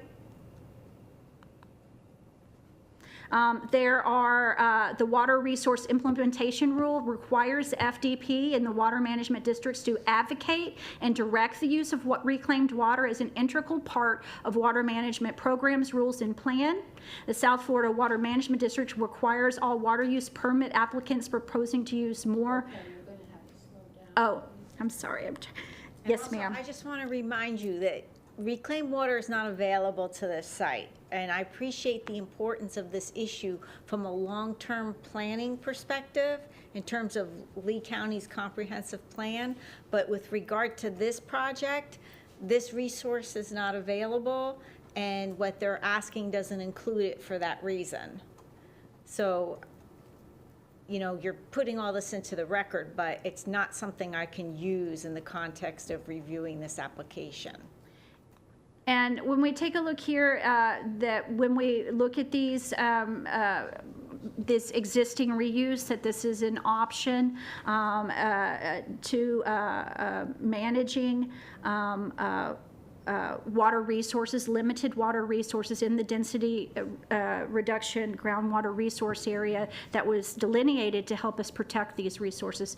And in fact, it's that category that I think really makes it a very relevant topic, because this delineation has been set aside to protect these resources for our public, the public of all of Lee County today and into the future. Again, the other option is, and this is available, is ASR wells. So an ASR well can take surface water when in times of excess, like in the wet period, and it can inject it and then draw from it in the dry periods. So one of the directives of South Florida Water Management District is to look at storage capacity for purposes like irrigation. Again, this is another technology that can be used to protect our resources in the DRGR. The future reuse will occur in new residential areas, negating the use of potable water for irrigation and reducing the public supply demands from the FAS compared to current projections. Lee is underutilizing these resources.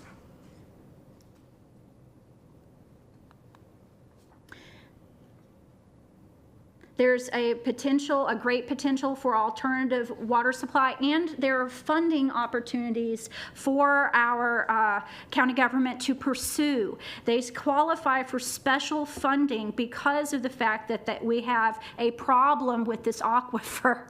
So I just want to make sure that we are considering the other options, the ASR wells, the use of reclaimed water, and the eventuality, if these aquifers collapse, of having to put in for additional funding, additional permit request to access the Floridan, costing the citizens of Lee County so much more to have a water supply.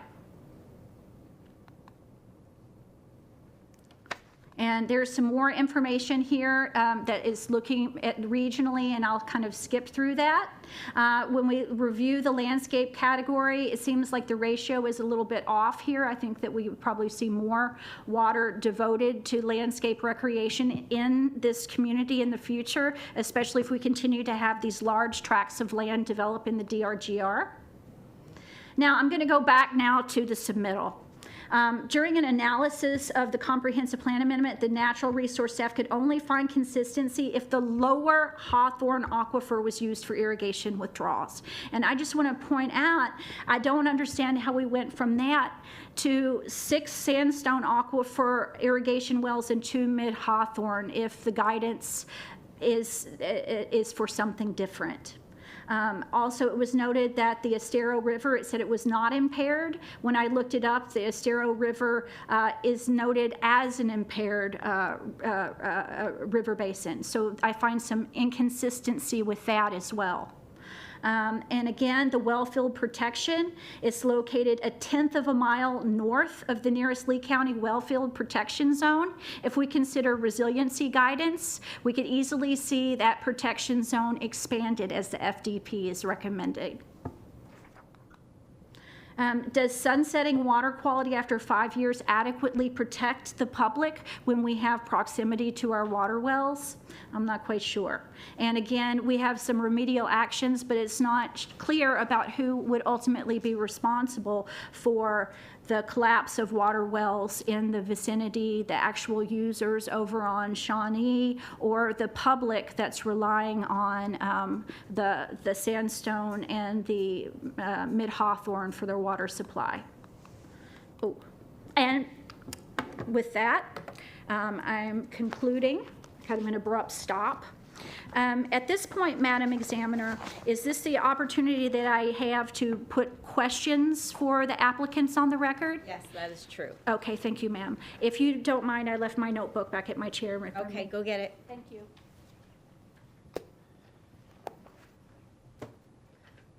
Ms. Ellis, you understand the questions won't be answered in real time when we go back? Yes, ma'am, I do. Yes, okay, thank you. Yes, ma'am, I do understand that. So I'm sure that some of these things have been addressed, but I'm going to go ahead and put them on the record. To ID the locations of the monitor wells on the map for withdrawals, the location of the, and a delineation between which of those wells are sandstone well withdrawals and which of those are mid-Hawthorne well sites. To provide and include the monitoring data that's been collected from Timber Creek or any other monitoring that's been done in the Gateway or vicinity. I would like to know what the irrigation plan is for Timber Creek or any of the developments in Gateway. A cost analysis for desalination versus the current techniques of water well. I really think that we're there when we look at the future use and protecting resources in the DRGR. I would like to see a map of the reclaimed water lines. Where are those purple pipes?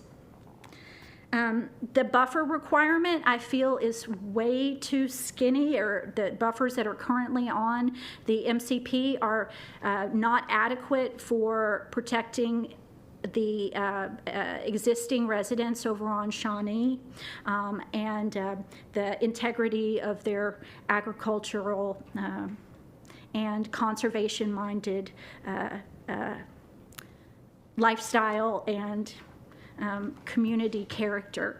So that concerns me, and I would like to find out a little bit more about those requirements. Is the groundwater between the two watersheds, the 6 Mile Cypress and the Estero, are those connected? I'm assuming that the aquifer maybe has a different mapping in that area than the surface water. Are the invasives that Mr. Johnston referred to only found in pioneer areas, as he referred to? Does the berms that were referred to separate the surface and the sheet flow at saturation, such as in extreme precipitation events?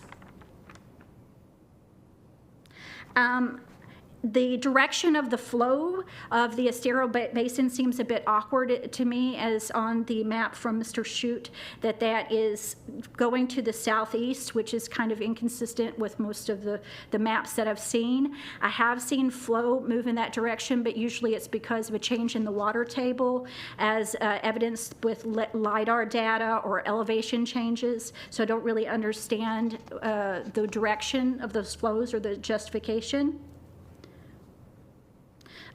I'm concerned about the lack of the wildlife crossing between the reconnected sections, and why there's no large mammal crossing. Will the compatible native plant list include removing the current indigenous plants that are attractants? Will those plants be removed? More specifically, what is meant by hardened shoreline, riprap, concrete, etc.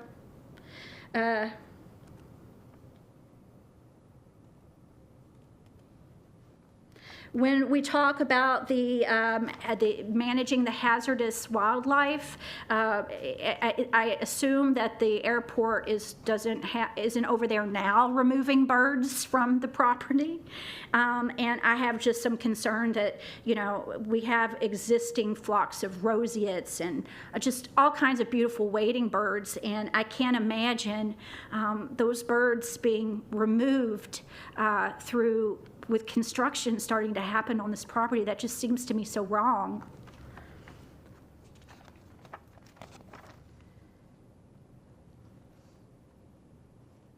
An isolated wetland, we heard that term used referencing the topography here. It's not isolated to a panther.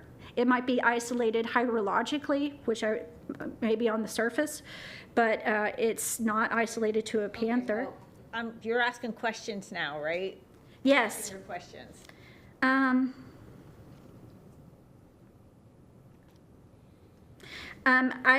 have a question if there are any known cattle dipping areas on the agricultural property.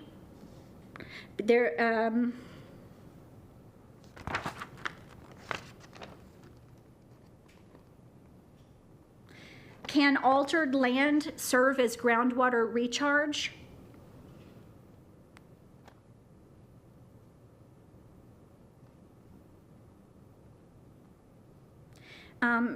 Is there an opportunity for independent third-party monitoring of water quality? I have a question about the discharge through the outfall box. Will it be an outfall box? What would that outfall look like? What technology would be used? A diagram of that, or if I could get directed to a page that has that. There was some reference to the weirs. Are the weirs the outfall structures? Just a little bit of clarity about that.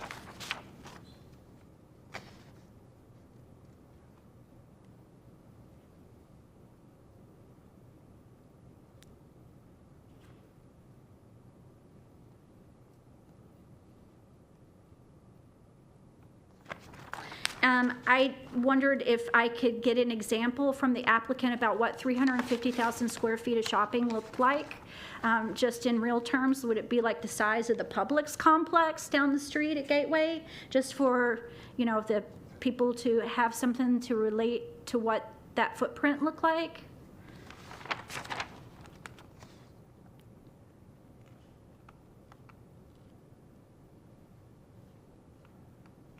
There was a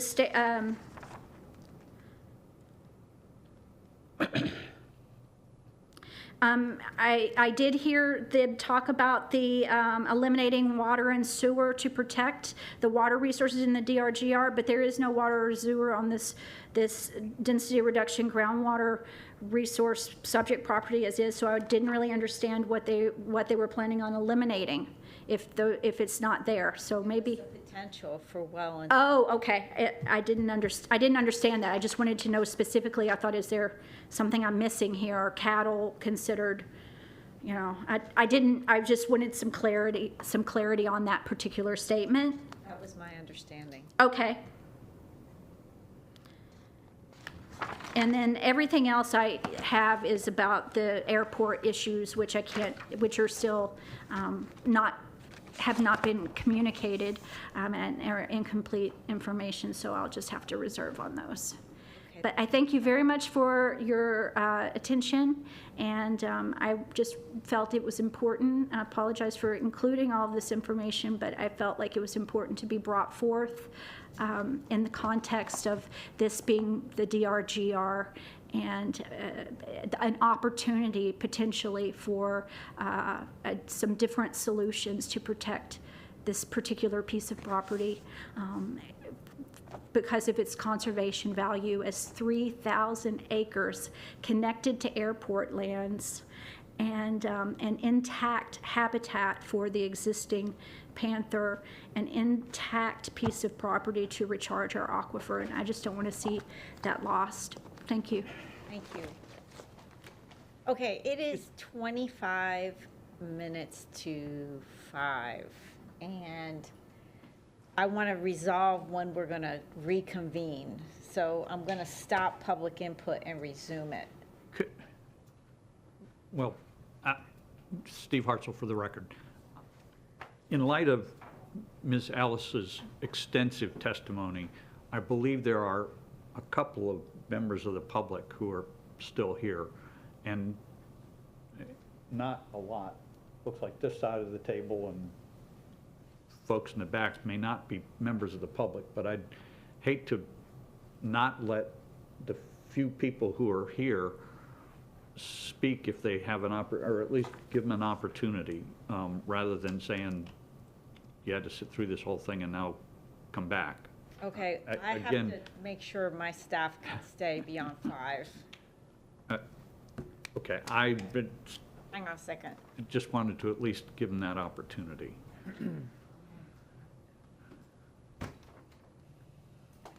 All right, well then I'll take the next name, which is Dora Morales. Is Dora here?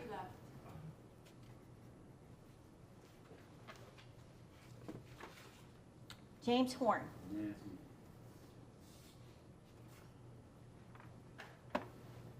Good afternoon, thank you for coming. Thank you. Now, forgive me, I am not very good at public speaking. That's and right, I am it's not a an friendly educated, crowd here. Name? uneducated man. My name is James Horn. I am a 7th-generation native to Florida, Lee County. Drainage and water quality has been pretty much driven home. I'm concerned about single-family homes. My property backs up to the proposed property, and I bought out there for privacy, for elbow room, to get away from the public, basically. And now I've got this community coming in my backyard, and one of my major concerns is 2-story dwellings being put in my backyard. I don't have any control of what they're going to do, but it is a concern to me, and it does obstruct my way of life. I lived in Bonita, sold my property, went to Fort Myers for dirt, to afford dirt. And this is the only place left to buy dirt, to have 2.5 acres. And anyway, this is a huge concern, not to mention that, but the native buffer between my property and the proposed property. There is native and non-native species all intertwined in this 10 or 15 foot buffer from our property to their property. And about 10 feet of it belongs to them, 5 feet of it belongs to me. My concern is I have 3 giant, beautiful oak trees. My concern is they're going to go down and nuke everything, just take everything out. And it's concerning that when they do that, they're going to damage my oak trees. So I don't know about what's happening on the property line. I don't know if the The berm, the existing berm that's been there for 50 years is going to be removed. I don't know about privacy. Is this community going to have a gate? Is there going to be fencing? Are they going to open my backyard up to the general public? These are all concerns. Natural buffer, water supply. Yeah, the water supply currently is at our lowest state, lowest it will ever be. And my water is currently burping, so I'm having a hard time drawing on water currently. And again, I don't know if you know what burping is, but you turn the hose on, but it's sucking air. So this, I mean, that's now it's sucking air. What's going to happen when all this happens? I'm going to end up paying thousands of dollars because of their community, in which again, I just want to be left alone. Okay, there was some endangered species that were not listed on the fellow that came out and did the report. Don't know what his name was, but came out and did an evaluation on what was there. He listed some species, some wood storks, some other things, but there are pileated woodpeckers. Yesterday I took a picture of 2 mating American eagles in my neighbor's trees, 2 of them. We also have rosy spoonbills in my backyard every year. I've got a video of it from this year of 3 dozen of them doing their thing in my backyard. And what's going to happen when construction happens during these endangered species migrating times? What will happen? Are they going to stop? Are they going to, what's going to happen? So that's a huge concern because there are multiple species listed that he has not found. So those weren't addressed. The zoning thing was addressed. Time and construction. So currently we have a signage out there, a notice for this particular hearing on the road. It is placed in front of your commercial, wherever that little commercial area is. Not accessible. You can't pull off the road. You can't read it. You can't see it. On my way home today, I took pictures. It is not even there. It's not even posted. So I don't know what's up with that. It was there yesterday. Today it's gone. So security. Oh, as far as the lead, I have done lots of projects on my property. I've put in 200 fence posts, and I have found so many lead bullets on 11890 Shawnee Road, which is probably a half a mile back from the target range or whatever they're saying up here. So that entire area is peppered with ammunition, peppered. I have found steel bullets that were swollen and rusted, and you can't even make out what they are because they're steel or some sort of corroded material. But I've also found many lead bullets. So there is that entire property, my property, is covered in ammunition. Lead everywhere, lead bullets, steel bullets, all kinds of bullets. So it's not contained to that area that they put on the map. There are bullets everywhere. That whole place was shot up. So there is a concern of lead, of contaminants, of unearthing things, burying more things. All right, so the DOT thing, the DOT fellow got up here and he basically said, yeah, Daniels is a joke. And the other lady got up here and said, yeah, it's a joke, it's an F, it's an F, it's an F. Nobody has given me any sort of definitive answer that I am aware of a resolution to this problem. I don't know how this community is going to make a southbound turn onto Daniels Parkway without another traffic light. And another traffic light on a continuous flow intersection that costs $40 million that is currently failing. And we're going to add more speed bumps, more stops. I don't see that this has just been kind of pushed under the rug. And the same with the commercial use up there. I didn't see any sort of guarantee that in the future, when this is done after the fact, and we're all gone, that there's not a road linked to our road. There's not a commercial access road put on Shawnee Road. There's no guarantee of that, and I don't see how else they're going to make that work. So the whole traffic thing is a huge, huge problem, and I don't see where anybody has given any sort of definitive answer on how they're going to correct it. So I believe that's it.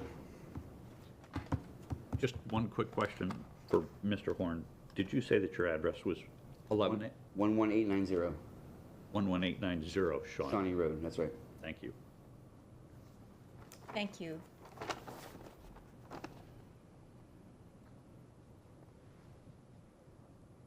Now, another thing is, fertilizer in the groundwater. We already have a high blue-green algae content, and this whole community will be a gated HOA community, I'm assuming. So everybody will have lush green lawns, and they'll be pumping fertilizer onto it into these lakes, and these lakes do go into my aquifer. So I don't know how much nutrient is in there, but I do know that my particular house is built in '06. And I have just recently had to have it completely dug out because I have 1.5 feet of muck in the bottom of it, which is pumping nitrogen into the water and everything else from those contaminants. And I do not fertilize my property. I have a farmland. So this is just from breakdown from leaves, grass clippings, from fish poop, from just anything funnels its way into these things. And again, mine was knee deep of black snot in the bottom of my particular pond. And so 10 years later, they're asking, we don't need to monitor them, we don't need to monitor them. Well, I'm going to tell you that my house is built in '06. '06, it is 2023. I have 1.5 feet of black, the nastiest snot in the bottom of my pond that you've ever seen in your life. And again, when it gets low, that floats to the top, nitrogen comes up, and I've had to have it redug. So they're telling me that they don't need to continue to monitor these quality. They're going to flood it, they're going to lush green fertilizer, but in 10, 15, 20 years, there's not going to be 2 feet of muck and nitrogen building up in the bottom of that thing that is so bad that it's just going to stink. So those are my concerns. Thank you. Yep. Tara Tyler Julian.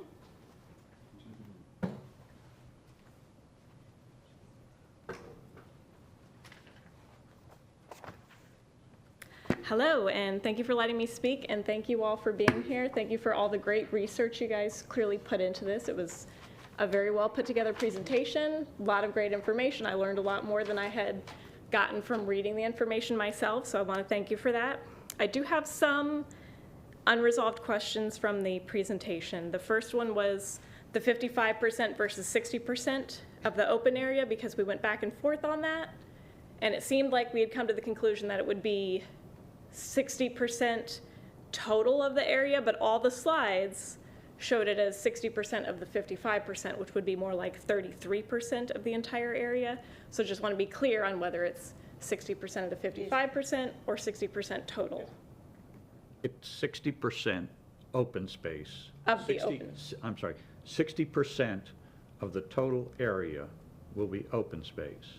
But which percentage would be the indigenous plantings was the question, because it was showing 55%. 55 of the 60% or 55% total of the community? 55% of the total community. Okay, that's where it was confusing on the slides, because it was showing 55% of the open space would be indigenous, which is where it got confusing. We'll circle back to that. Okay, just wanted to make sure that was out there and that we got that number cleared up.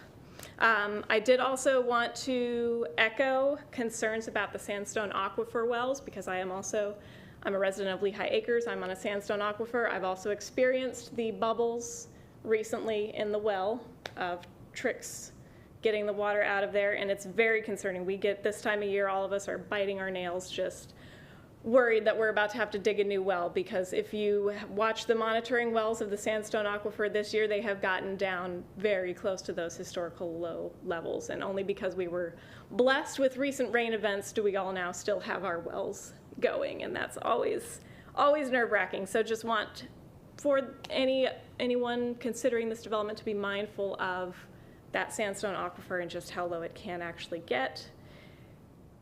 Would like to also put out there that it's very possible to have beautiful landscaping without even needing any irrigation or fertilizer. The Florida Native Plant Society is great at helping put together completely native landscapes that don't need any irrigation. Even in the dry season, we have great drought-tolerant plants that can look gorgeous without any water.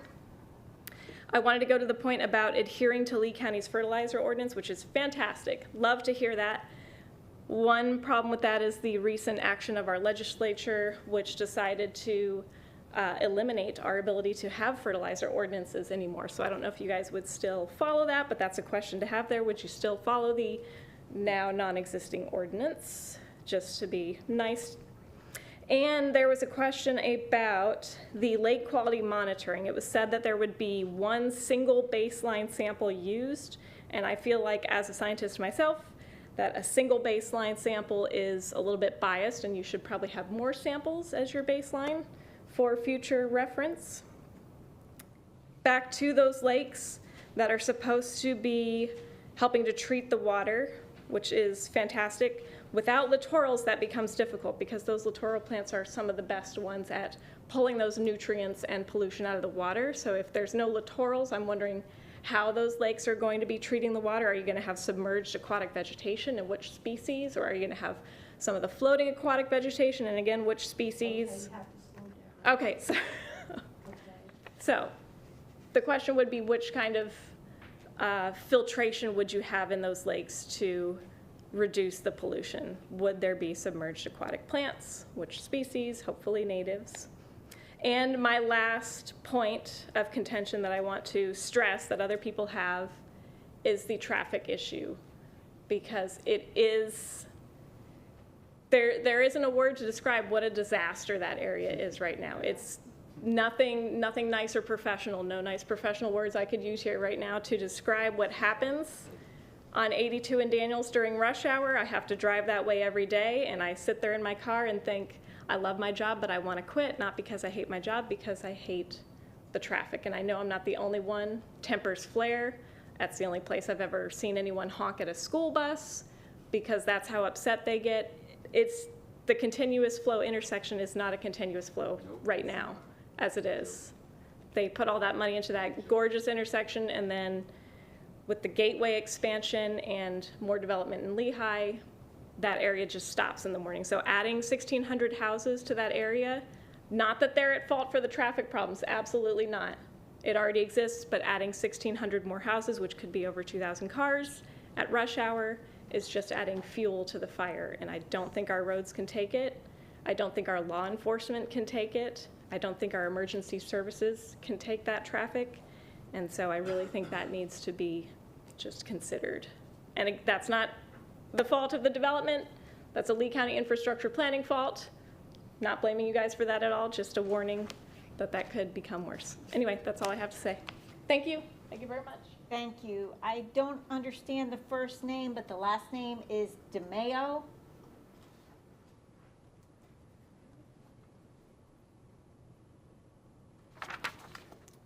Sandy Marotta.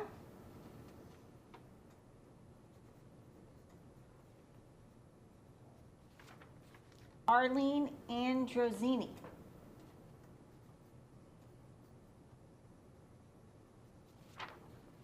Alicia Dixon. Shari Thompson.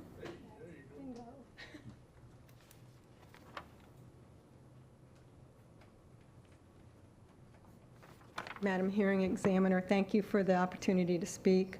I really wasn't planning to speak, but after listening to the presentation, I have grave concern.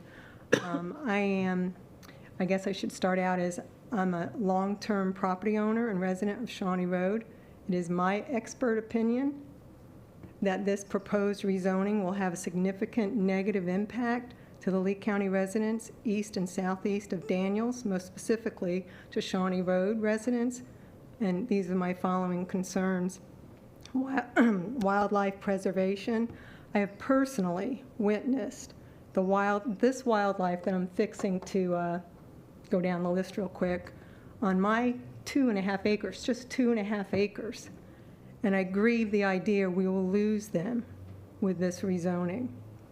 I have witnessed 2 times an uncollared panther, a mama panther with her cub, bald eagles, white-tailed deer, a pair of black-belly whistling ducks. They come, this is the second year that they have come. I have quail, they just returned. I haven't seen them in years. A tegu lizard.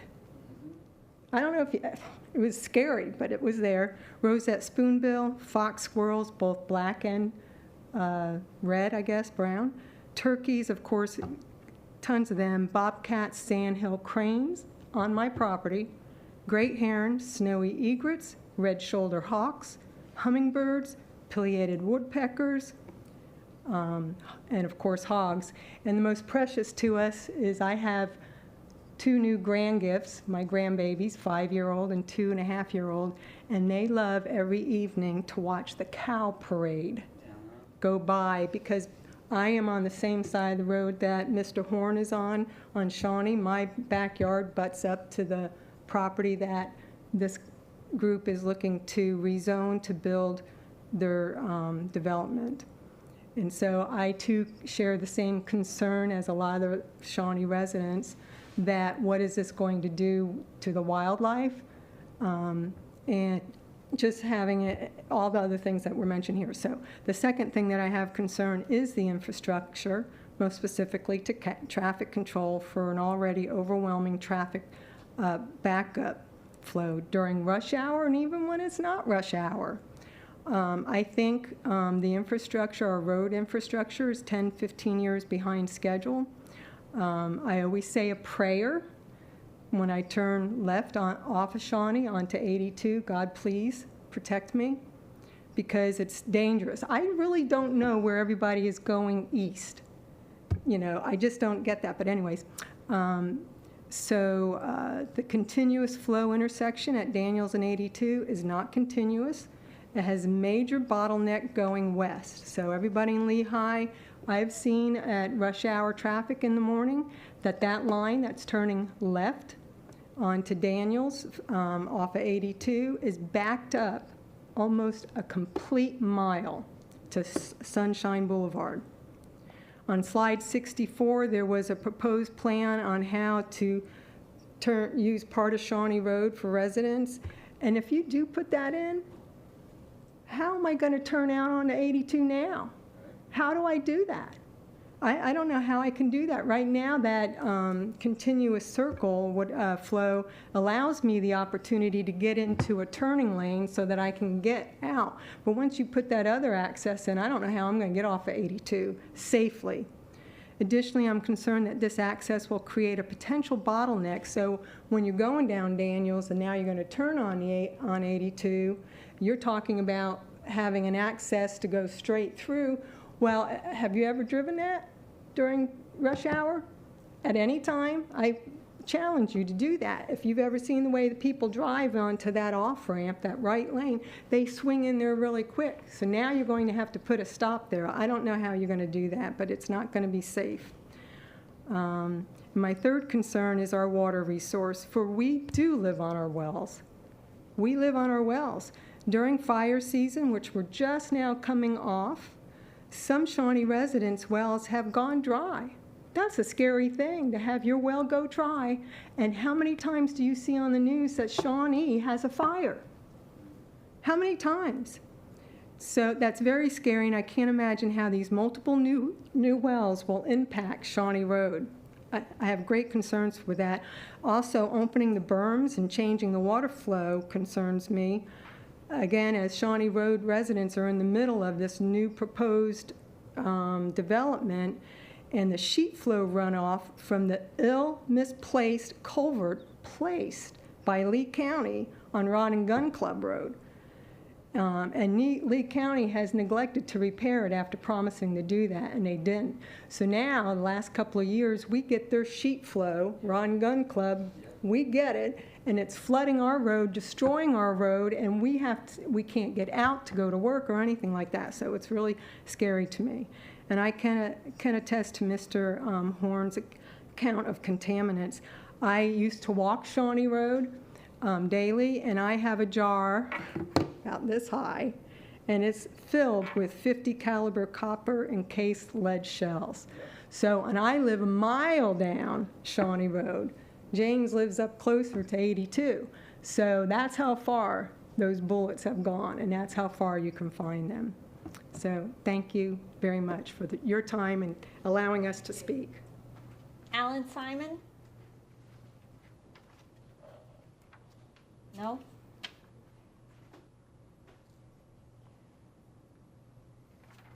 Kathy Walker?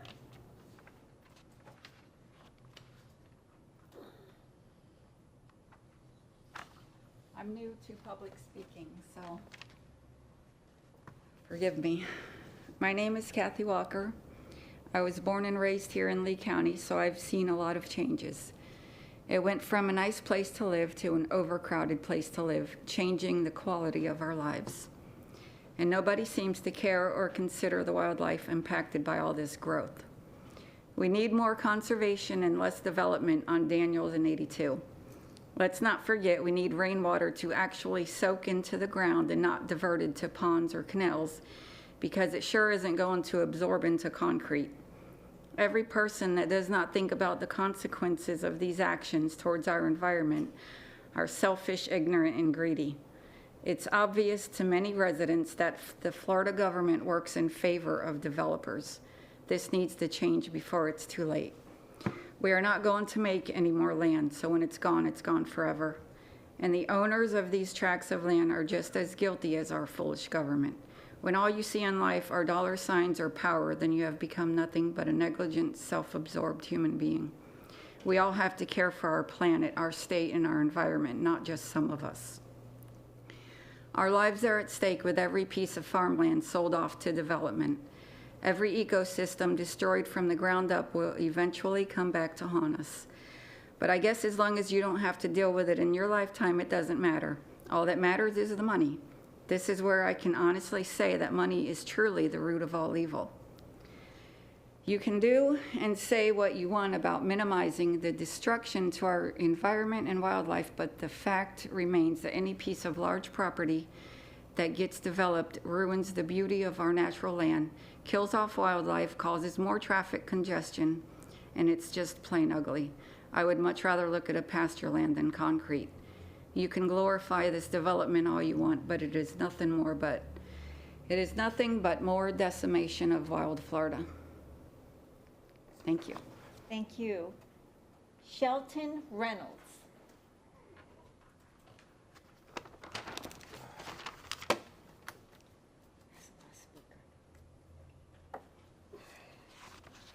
Madam Examiner, for the record, my name is Shelton Reynolds. I go by the name Rick Reynolds. I am born and raised here in Lee County. My kids are fifth generation, so we've seen a lot of growth. I think the opportunity for able to speak here. The intersection at Daniels and 82, as it's already been said, it is not a continuous flow. It lasts about as long as an egg timer when that got put in, and it's not. This morning at 7 o'clock, I come out every day, 7 o'clock, come in town, Fort Myers. Traffic is dead stopped on Daniels Road going south. This is going to impact that even worse. So the 2031 thing they're coming out with, I don't know where they're coming from, and I would tell them to go and sit there at 7 o'clock, 6 o'clock, and just look at the traffic. This is not going to solve this problem. It's going to make it worse. The triangle little coat hanger things they're talking about, those were target ranges for World War II, 50 caliber turret type guns that were on the back of deuce and a halves, and it was lead encased with copper. They're everywhere there. They're everywhere. So frangible ammunition was not invented during World War II. It is lead ammunition all through that property. They might not even look for it, but I'm telling you, it's there.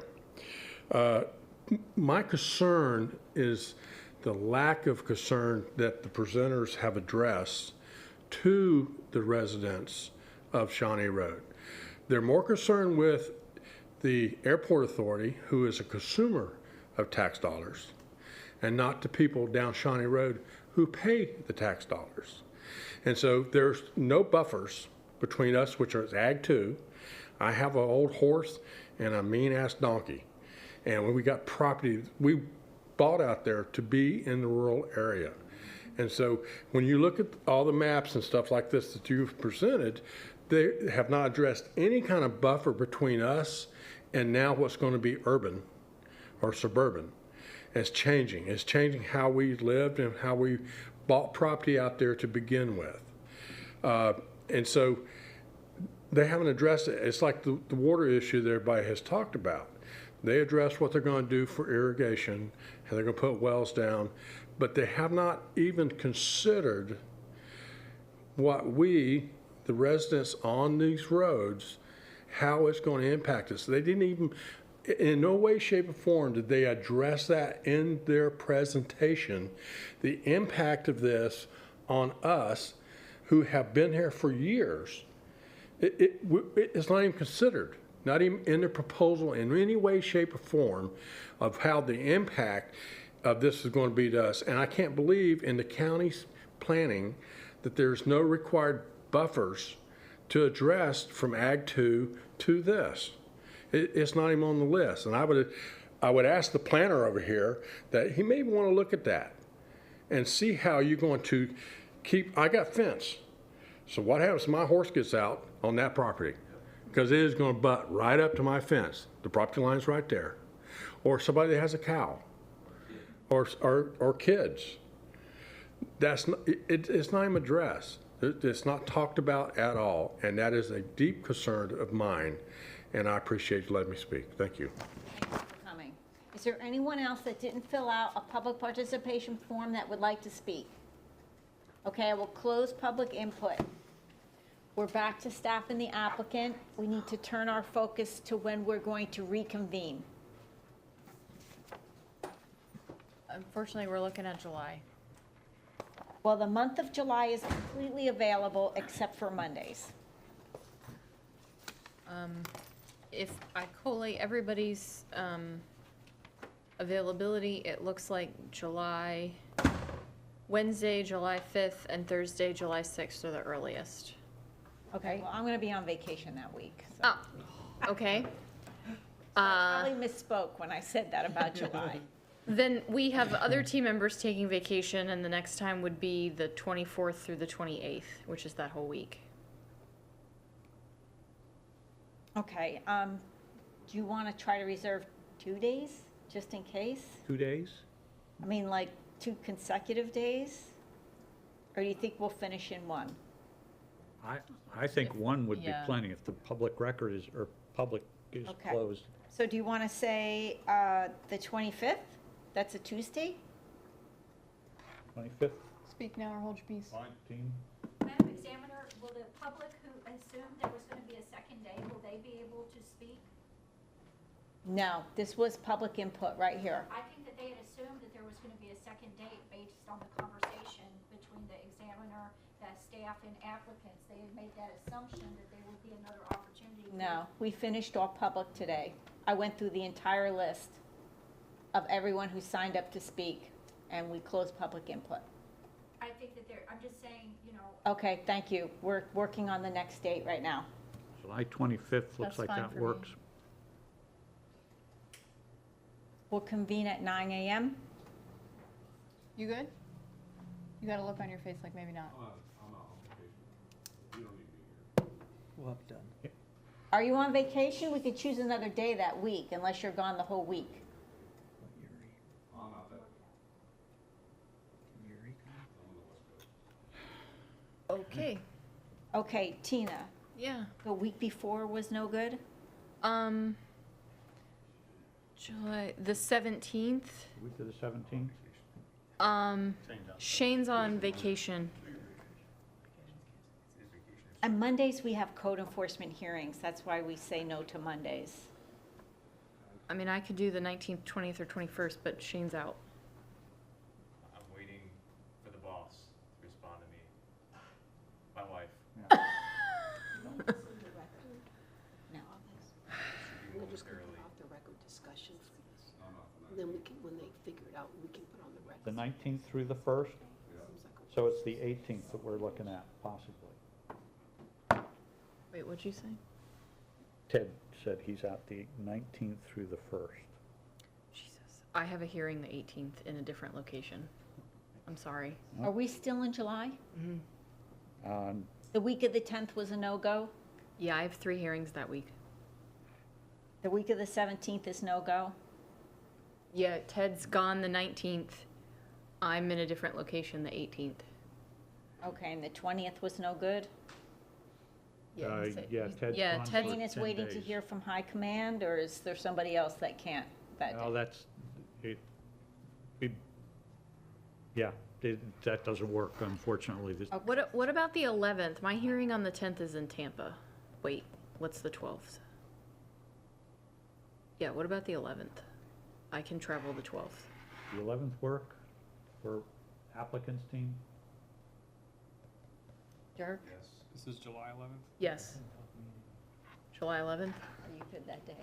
It's my anniversary. I'll make it work. I'm not going anywhere. It's okay. We're good. Okay, July so we're 11th? going to go back on the record to state the day that we're going to reconvene. Yes, thank you. Okay, we're back on the record.